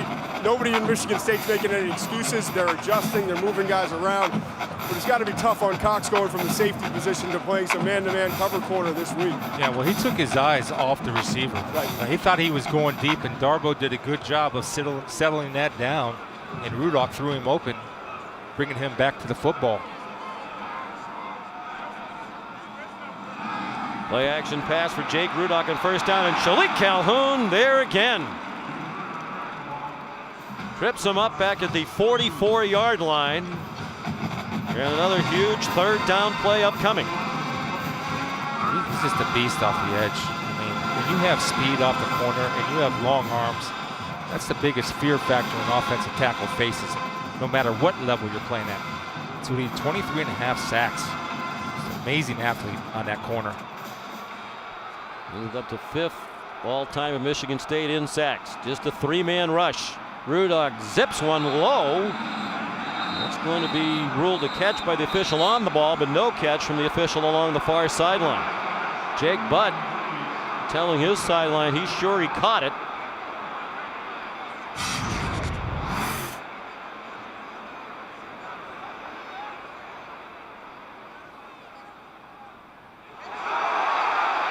Show the same replay you saw on the big screen. The crowd thinks it was a catch. I think it's a catch too. I think his hands were underneath the ball from that angle. The ruling on the field was an incomplete pass. That ruling is under further review. Jake Butt does not have a catch yet today. I think his hands, the yellow part of the gloves, look like they are between the grass and the football.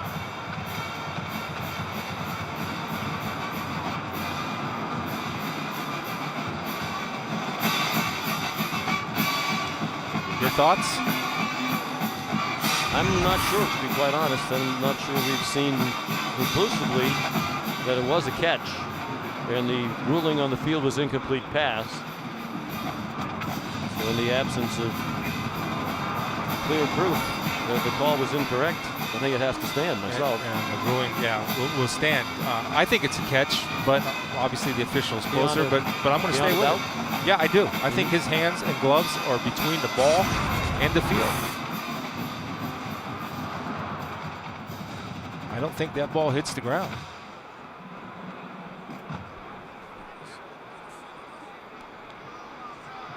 I just don't think it's definitive. Yeah. And I can see that point of view, but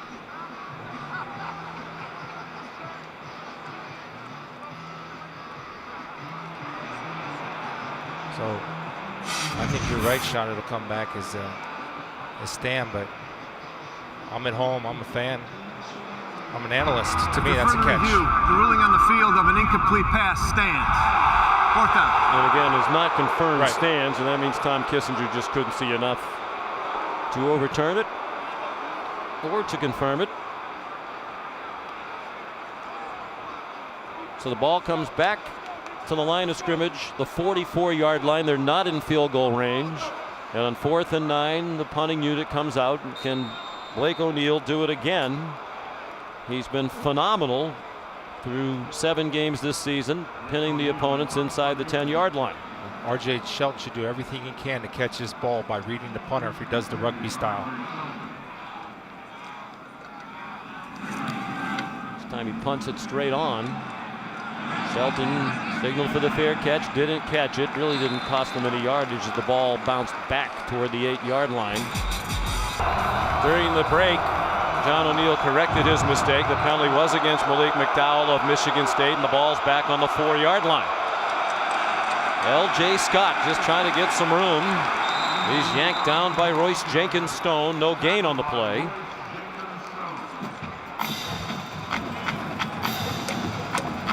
You know, lost in all of this, these two defensive fronts have just been like running into a brick wall. You've got Michigan with 70 rushing yards, Michigan State with 67. Both teams have had to go to the air to try to get some positive yards. Really impressive watching these defensive fronts for both the Wolverines and Spartans. Yeah, it's old school, and they're both playing great football. 4 receivers and 2 bunches to either side. Connor Cook out of the end zone, throws short of a first down. R.J. Shelton wrestled to the boundary by Jabril Peppers. The punting, and a 3rd down for Michigan State. They'll need a little over 3 for a first down. You know, the punting problems of Michigan State, Sean. This is a great chance for the Michigan defense to set up their offense by getting this stop. You have to be aggressive on defense. It's worked for you all day, and they are in man-to-man.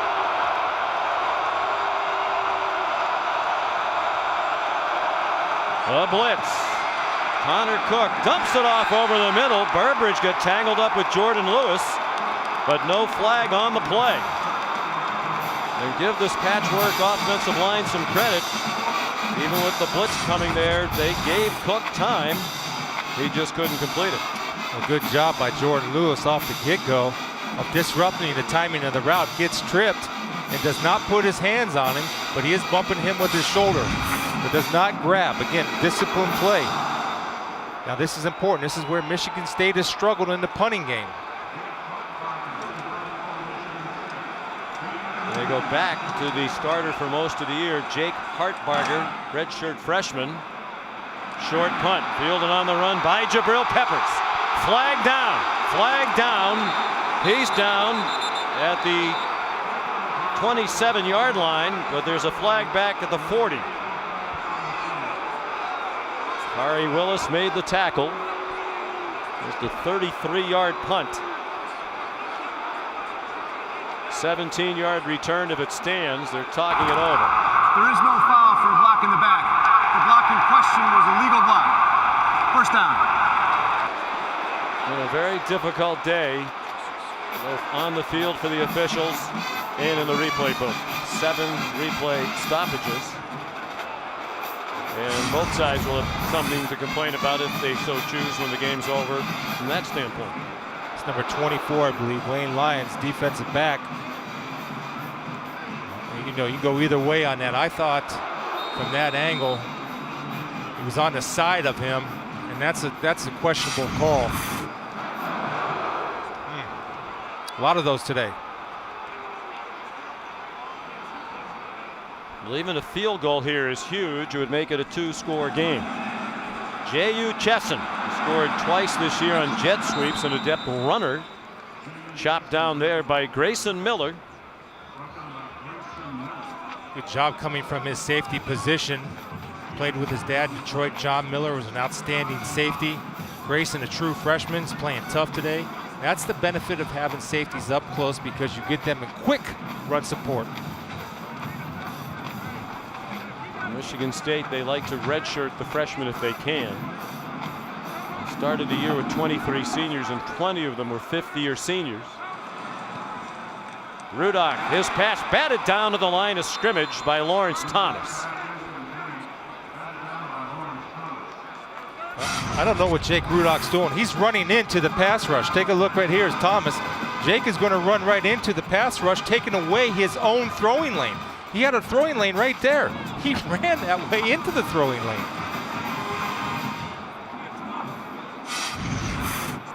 Third down and 9.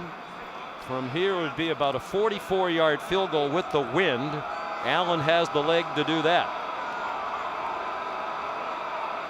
Michigan State's playing a little, it's like a little zone, soft 2 zone.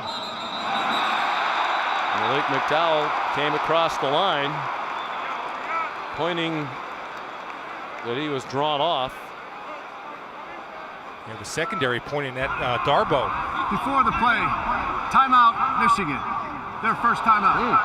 But that one loss against Temple kind of sticks in your head. They look really bad opening the season against the Owls. Kenny Allen kicks off for Michigan. Now with a 9-point lead, and it's a touchback. Here's a look at this week's Associated Press college football rankings, brought to you by Chick-fil-A. Ohio State #1, not as clear in #1 as it was to start the year. Baylor 62 points today in the win against West Virginia. And we talked to Mark D'Antonio. Michigan State at one point was #2. And then they have the close wins against Purdue. Rutgers didn't look good doing it. They're down to #7. Meanwhile, Ohio State hasn't looked particularly impressive. They're just staying up there at #1 every week. And I think that's by winning a national championship, maybe you get that benefit of the doubt. And I think Mark uses that as the building that chip on his shoulder. Couple of fakes in the run game, and Cook has a wide open receiver. Trevin Pendleton, the fullback, off to the races inside the 20.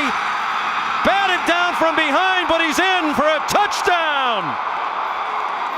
75 yards for the fullback, Trevin Pendleton. Delano Hill tried to pop the ball out and knocked him down, and let's make sure this was a touchdown. It's never a sure thing today. Yes. Absolutely a touchdown.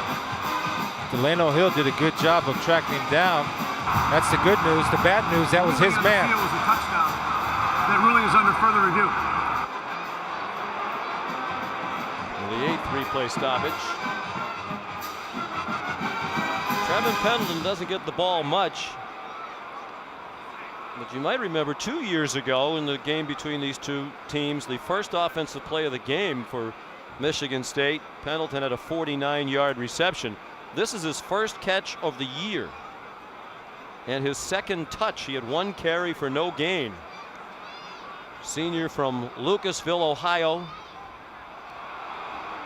I think that ball's crossed the line. It's a great call by Dave Warner.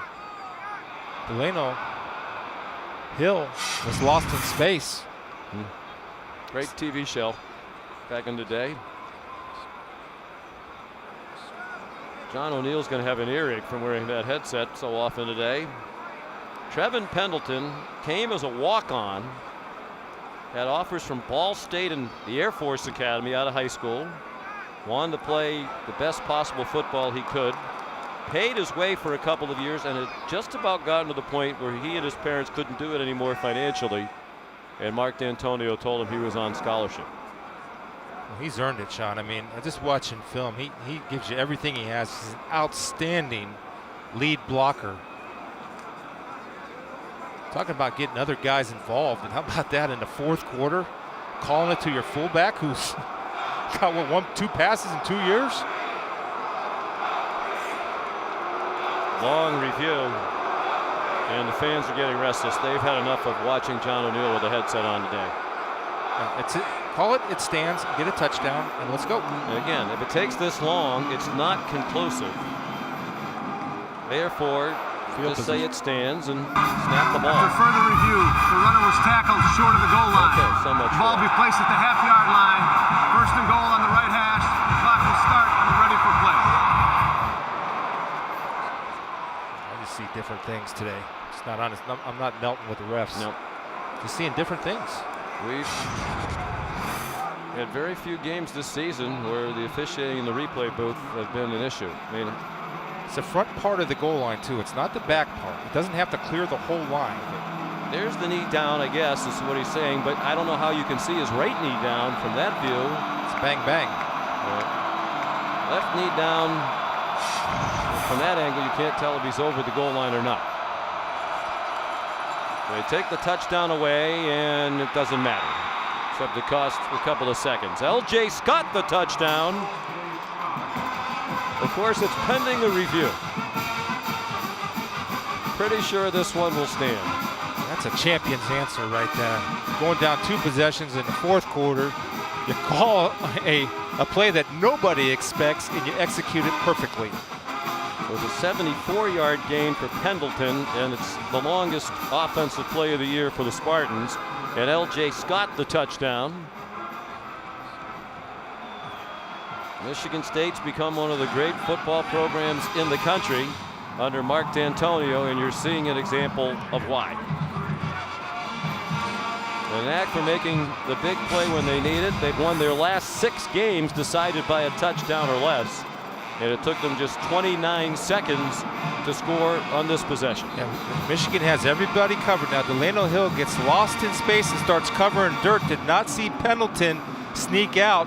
Connor Cook, excellent at finding the open receivers and exploiting a weakness. Well, and we talked about expect the unexpected in this rivalry. Consistently, Mark D'Antonio and his coaching staff have pulled out tricks in big games, and just really a great design and great play call by Dave Warner there. The double reverse, the misdirection, and then sneaking the last guy on the field that you would think would be out there open for a pass. And Todd, this is, when watching all the film, one of the things that makes Michigan's defense stand out is the lack of mental errors, especially in coverage. Right there, if you have a mental error in man-to-man coverage, it often leads to a big play. And Mark D'Antonio is such a good coach and his staff, they'll be able to exploit that. Winningest coach against Michigan in Michigan State history, D'Antonio. Another squib kick by Kevin Cronin. And it's booted around, and Jabril Peppers and J.U. Chesson trying to get on a loose ball. It's free inside the 25-yard line.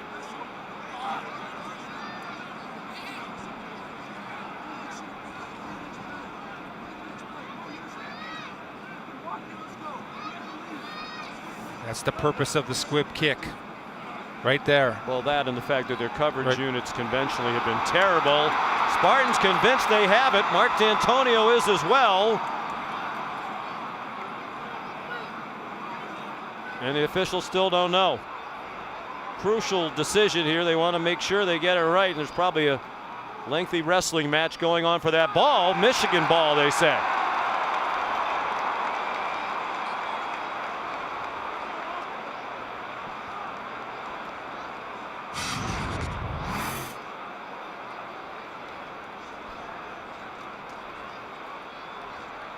I think J.U. Chesson is the one that comes up with it. It's right there between his legs, and that's a battle. And J.U., and I've been on the bottom of those piles, and it's exhausting being in the bottom of that pile because you're holding on with every ounce of strength and energy you have to protect that football. And that's a great play and a salvage by J.U. Chesson. It's still not secure for a while. Then it looks like he scoops it in. Jermaine Edmondson closest for Michigan State. There hasn't been a turnover in the game. That was awfully close. Davion Smith cannot get outside. Gang tackled by the Spartans back at the 21. Riley Bulla leading the posse to the football. A rare lost yardage play, just the second of the day for Davion Smith. Malik McDowell makes the play, though, Sean. He forces Smith to run the hump. That means run east and west as opposed to north and south by getting penetration on that sweep. That guy's a future first-round pick right there. He is special. He was a top recruit, 60th ranked player in the country at any position coming out of high school. Florida State among those who really wanted him. Rudock, short, and a short gain to Jake Butt. They'll give him forward progress to the 28. Riley Bulla, Grayson Miller made the tackle. Bulla said this morning on game day they start talking about beating Michigan in their first winter workouts after the previous season has ended. They embrace it. I mean, yeah, it's all one game at a time and all that, but don't be fooled. They think about this game all year. There's nothing wrong with that. Embrace who you are and what you believe. Midway through the fourth quarter, Michigan by 2, 3rd down and 9. 4-man rush. Rudock throws off the hands of his receiver and incomplete. Intended for J.U. Chesson, who could not hang on well beyond the marker. He would have had the first down with about 8 yards to spare. Yeah, it takes a tough guy, and J.U. Chesson's a tough guy to catch one off the middle. I'm not sure his eyes don't leave this football at the last second. Oh, he just dropped the ball and it takes a tough guy at the quarterback position to hang in there and make that throw too. 2 defenders converging on Rudock. He didn't care. Stared down the gun barrel, made a big time throw. Receiver's got to come up with it. Blake O'Neill rugby punt, line drive. R.J. Shelton taken down immediately. Well covered by Ben Gideon. 44-yard punt. Rare good field position for Michigan State. Starting from its own 32, their second best starting field position in 12 possessions. The previous best, their own 46. They've trailed by 10 and by 9. Now they're within 2. They have not led today. Connor Cook deep and caught. Aaron Burbridge won the ongoing battle with Jordan Lewis. And he's at the Michigan 40-yard line with a first down on a 28-yard play. Well, this is the strength of Burbridge. I like how he sets him up, Todd, with a little stutter step to slow down a little bit, then come back to the football. This is such a great battle individually on the perimeter. Here we go, tempo again. And a blitz and a throw for the tight end, Paul Lang, who got tangled up with Delano Hill in coverage. Going back to that Burbridge catch, really Lewis has gotten the better of Burbridge the vast majority of the day. In a big-time moment, you see Burbridge goes down the field, is able to gain a little bit of separation and makes the tough catch. Right there Lewis is with his hand, just not able to make the play. I mean, you don't get many better individual one-on-one matchups on the perimeter than we're getting today between Burbridge and Lewis. 2 great players doing battle in a great game. Bear in mind, Michigan State's had major field goal difficulties. The field goal will give them the lead. That pass is batted down. Another blitz, and Jared Wilson knocked the pass down. Why the blitz is so effective is because of the timing of the blitz. Jared Wilson, number 22, is going to come untouched. Now, Connor Cook does a great job of accounting for the blitz, makes the right read to Dalton Williams out in the flat, but Jared Wilson times his jump perfectly to bat it down. 3rd down and 10.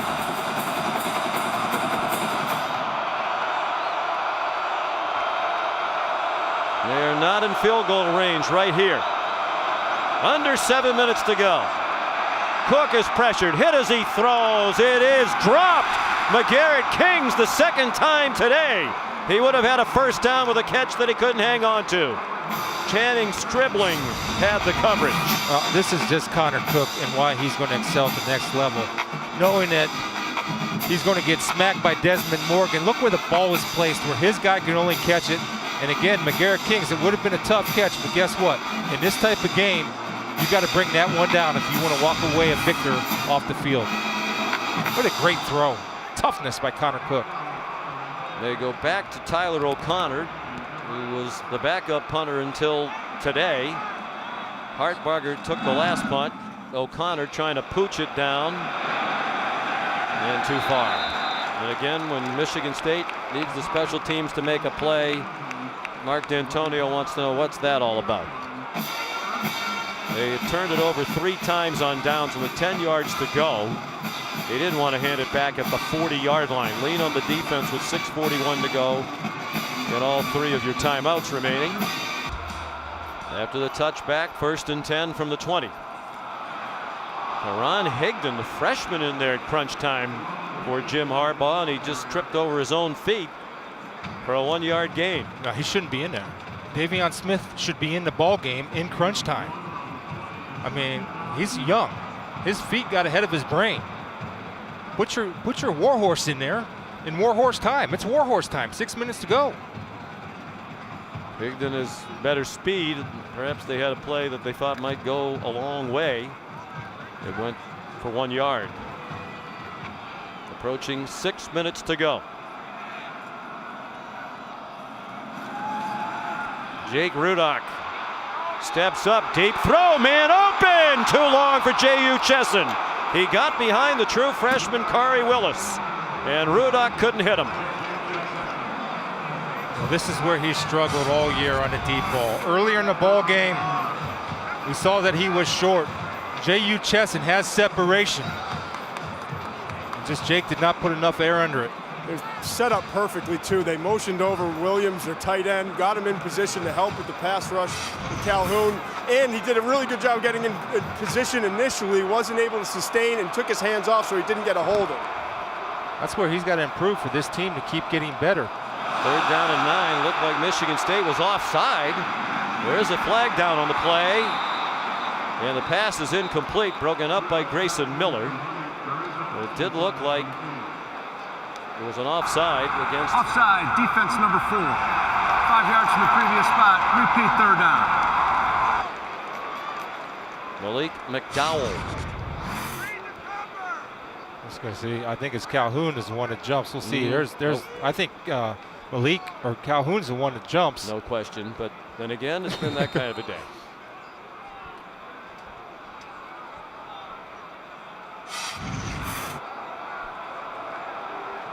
So much more manageable 3rd down and 4. And they're in their man-beater bunch formation. Michigan State's forced to play man in this short yardage. Michigan 4 out of 13 on 3rd down. That pass is batted away up in the air. It comes back to Rudock, who gets wrestled to the ground well short of the 1st down. I believe the original pass was intended for Amara Darboh, and it hit him. And then Karen back toward the line of scrimmage. And you know, Jake throws the fastball, and again he recognizes the man coverage, and Darboh, the ball is there but it's fast, and Jake Rudock, avoiding disaster to help with field position, at least catches the football and brings it in. The crowd thought that Rudock was roughed up at the end of the play. Demetrius Cox had the coverage on Darboh. 5 minutes to go. 2nd straight 3 and out. Michigan State rising up on defense. Blake O'Neal's been one of the stars of the day, the Michigan punter. Another good one, and a fair catch made by R.J. Shelton. Michigan has a 1-yard edge in the rushing total, and as we mentioned, the team that's rushed for the most yards, and there's flags before the play. A lot of flinching on both sides. The team that has rushed for the most yards in this rivalry has won 42 of the last 45 meetings. Right now it's Michigan 69, Michigan State 68 on the ground. There was a stretch of 26 years in a row where the winning team rushed for the most yardage. Offside, defense number 69. Jumped in the neutral zone and forced the offensive player to react. 5-yard penalty, still 1st down. Willie Henry called for another penalty.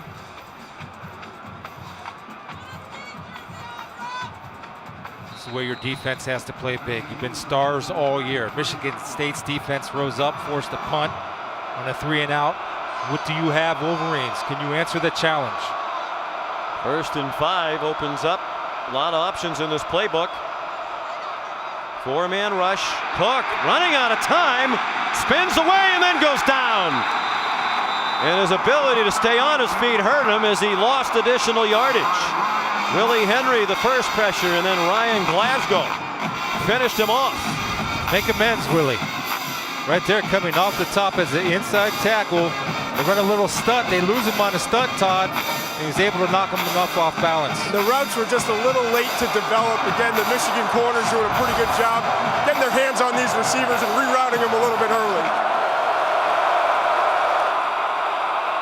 Loss of 10 on the play. 2nd and 15. Spartans from their own 23. 4:10 to go. Here comes the rush again. Cook floats one. Caught! Burbridge again. Lewis on him again. First down, Michigan State. 48-yard line. I've got no complaints with Lewis, and Burbridge makes a great play, but an even better throw. And every time he's hit Burbridge on the fade, he's always thrown it to the back shoulder, which is the perfect placement where his guy gets it or nobody gets it as they go tempo after the big gain. 26-yard gain, 9th catch for Burbridge. Gerald Holmes gets him ahead for 2 to the 50. Desmond Morgan the tackle. Burbridge today, 9 catches for 132. He's been targeted 17 times. So he's won his fair share, but Lewis has won his battles as well. It's the 5th 100-yard game of the season for Burbridge, and this their 7th game of the year. And they talked about the importance of their offense, of them winning the 50-50 balls. Well, they're winning the 50-50 balls in crucial times. As they did at crunch time against Rutgers last week. Wolverines rush only 3, still put heat on Cook, who got it off, close to a first down. The catch made by Josiah Price, the tight end. At the 43, it'll be 3rd down and 1. First catch of the day for Price, and the clock will roll under 3 minutes to go. Here's what you do if you're Michigan. In order to cover yourself on the run, you have a blitz. You trust your corners to make a play. You trust your man-to-man defense. That's what you live on. But do what you do best. You have to come with the blitz, take away the running lanes, and play man-to-man on the outside. Michigan State 50% for the year on 3rd down, just 2 out of 10 today against the best 3rd down defense in the country. Michigan blitzes, and it's a first down. Gerald Holmes struggles to the 36, but got there. Matthew Godin, the tackle. 2:30 to go. It's John Baxter, the special teams coach.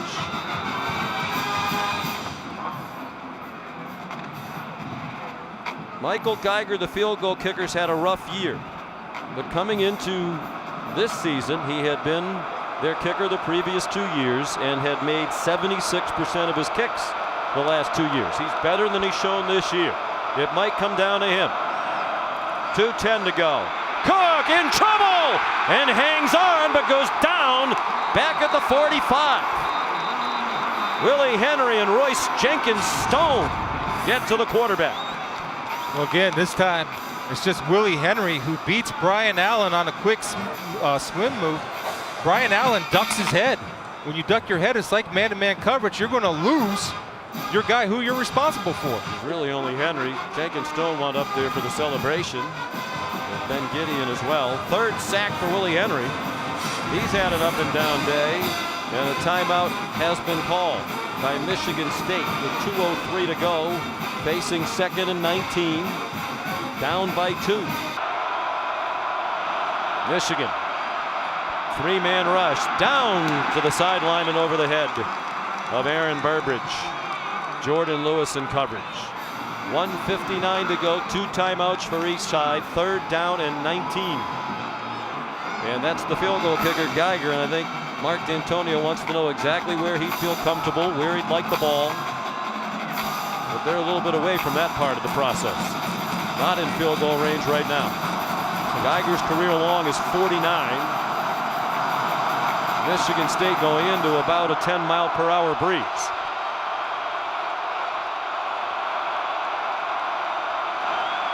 Three-man rush again. Cook throws, and it's batted away. Lewis wins that battle with Burbridge.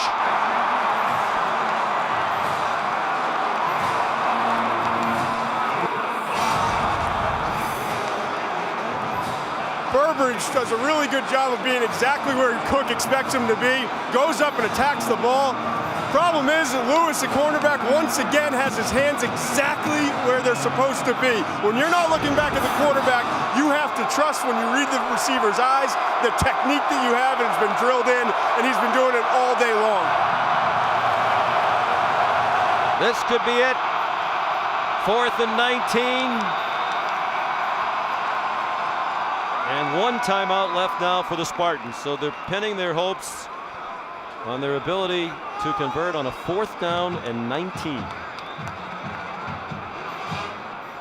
So if I'm Michigan on 4th and 19, I just got pressure with a 3-man rush.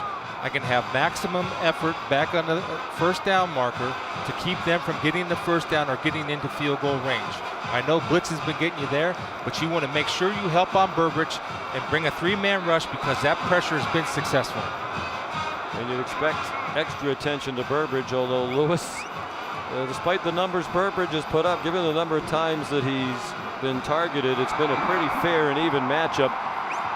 If not Burbridge, where do you go? And it's been very little from the other wide receivers, from Shelton and Kings, although Shelton made a huge catch at crunch time last week at Rutgers. Yeah, that's where you think you would go. Now, R.J. Shelton's the next explosive guy. I don't know what kind of confidence he has right now, McGarrett Kings, with 2 drops in crucial situations, but Michigan's in control here. The one thing you don't want to do is bring an all-out blitz without a safety or nobody behind and give up the big one over the top. Bring 3. If you bring any type of pressure, it should be a zone pressure. Could be the biggest play of the season for these 2 teams. 3-man rush, and Henry gets pressure again. Cook had to scramble, just lofts it up, and it is batted down. Channing, Stribling, and DeMonte Thomas.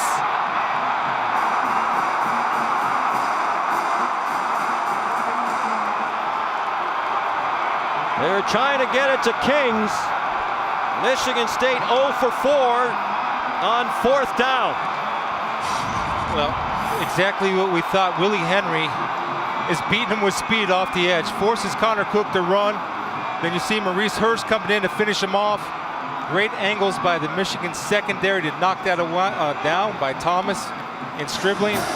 Execution under pressure by the Wolverines. And he was actually open. He had the receiver open early on. It's just that the pressure took away his ability, Cook's ability to step into his throw and drive it down the field. If you can't protect the 3-man pressure with 5 guys, it's tough to win a football game, especially in a crucial situation. That was the difference there, Chris. You don't need to rush more than 3 with the pressure they were getting with 3. Willie Henry, a standout here at the end of the game. Only 1 timeout left for the Spartans. They're trying to strip Davion Smith. And they use the timeout with 1:42 to go. These are 2 really good football teams. They're both physical. And Mark D'Antonio will have his team back ready to go. They're competitors, and Jim Harbaugh has turned the tide. And the big difference with Jim Harbaugh, Sean, is that he gets the most out of every guy. That's why he's a great football coach. Brady Hoke brought all these guys in, and Jim utilizes them. We talked to the players yesterday about what Harbaugh's brought, and he said he set the tone in spring practice. They allow you, the NCAA, to have 4-hour practices if you want to in the spring, and they were out there for 4 hours every day. Jim Harbaugh told his team, you guys couldn't finish games late last year. We're going to simulate what the end of the game is like when you're tired, when we go to the 4th hour of practice day after day after day. You know what and that's what's happening. Situations like this. This is why you do that. And here's the thing: is Desmond's happy? Is the one thing this team has that's different. The biggest difference in this team from last year to this year is a genuine confidence, not a false bravado. A genuine confidence. And it comes from having success. You know, last year they were waiting for the inevitable bad thing to happen, usually a turnover. They were at the bottom of the country, very close to the very bottom in turnover margin. Davion Smith tackled by John Reschke. Now they have emerged not only as a legitimate contender in the Big Ten. If this one goes in the win column, they'll be 3-0 in the Big Ten East. To Minnesota next, Rutgers, Indiana, Penn State, and then the rivalry game with Ohio State. You'd have to love their chances in the next 4. Yeah, I think the one next week at Minnesota, Little Brown Jug game, is going to be a tough one. 3rd and 3. Got to play it till the end. But they're certainly in control. Going to use one of his timeouts. 56 seconds to go. The one thing you talk about in this timeout situation, first and foremost, secure the football. So Davion, if you get hit, don't fight for extra yards. Protect the ball with 2 hands, and anything can happen but a turnover. That's the #1 priority that's going on in that huddle right now. I don't think anybody would be surprised, given Jim Harbaugh's track record, Chris, that he would get this turned back around, particularly with everything Michigan has to work with here. But he acknowledged in front of a large group of high school coaches in this state not long ago that Michigan State had supplanted Michigan as the big boy on the block here in the state of Michigan. Job one largely to turn that back around. In one game, both coaches said it's hard to judge the impact that it has, but it certainly helps the winner when it comes to recruiting in state and perception. And part of the reason Michigan State's recruiting improved in recent years, there are a lot of reasons why, is the belief among many recruits that Michigan rather, was down and not showing signs of getting back up.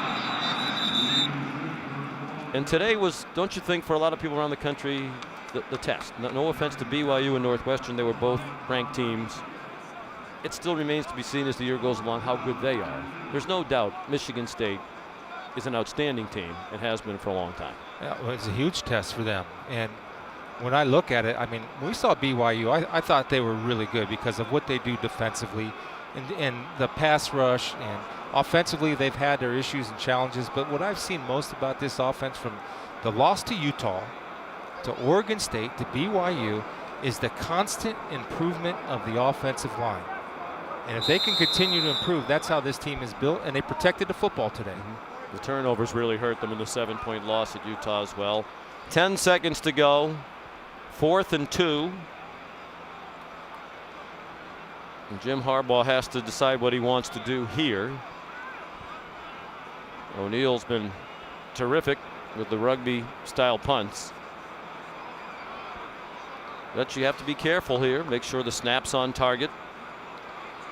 You can't allow a block, and there's nobody back deep for Michigan State. I was going to say you might want to kick it out of bounds to prevent a return, but with nobody back there, just kick it down the field. Tell your punter to one-step it. Don't take your normal steps. One-step it, get it out. Whoa, he has trouble with the snap, and the ball is free. It's picked up by Michigan State. Jalen Watts Jackson, and he scores on the last play of the game. Unbelievable.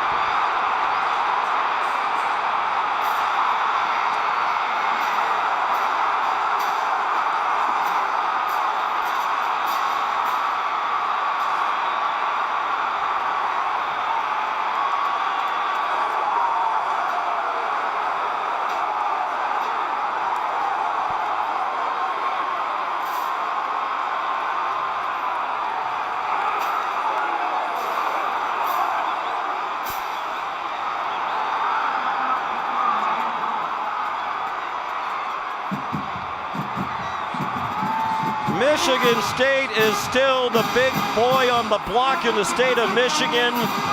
A shocking ending to this rivalry game. And just when it looked like Michigan had made a number of statements regarding what's going on in this state, the Big Ten race, its position nationally, this happens. Mark D'Antonio said the only important thing is to win. We haven't been winning pretty, but we keep finding a way to win. Kings, who had a couple of drops, overcome with the emotion. And they found the most improbable way to win today. There's a couple of questions now on this play. Most notably, did he stay in bounds? In bounds right there. Good blocking downfield. No question about that. He's way in bounds. And did he score? Yes, he did. And the clock did expire. 38 yards. O'Neill, who's been terrific all season long in his first year at Michigan. All he had to do was handle the snap and get it off, and he could not. Well, it almost looked like Shawnee started his rugby-style punt before he caught the football to secure it. Definitely a touchdown. Thank goodness clearly across the goal line before his knee went down, because I don't think anybody on either side would want to have to suffer through another replay review at the goal line. And I think another, learning tool, another mistake that he made was try to kick the ball as opposed to, once he secured that football, just cut your losses right there, because the only thing that Michigan State could have countered with would be the Hail Mary. Jalen Watts Jackson, backup defensive back, predominantly a special teams player, sophomore from Dearborn, Michigan. I'm sure there are a number of Spartan fans who had never heard of him. He is now a Michigan State legend and in the history books of this rivalry forever.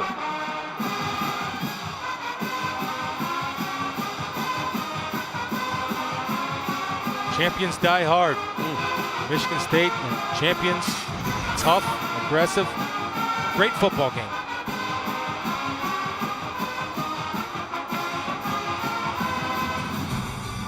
Game's first turnover comes in the final 10 seconds. Michigan State retains the Paul Bunyan Trophy. An absolutely shocking result in ending here in Ann Arbor.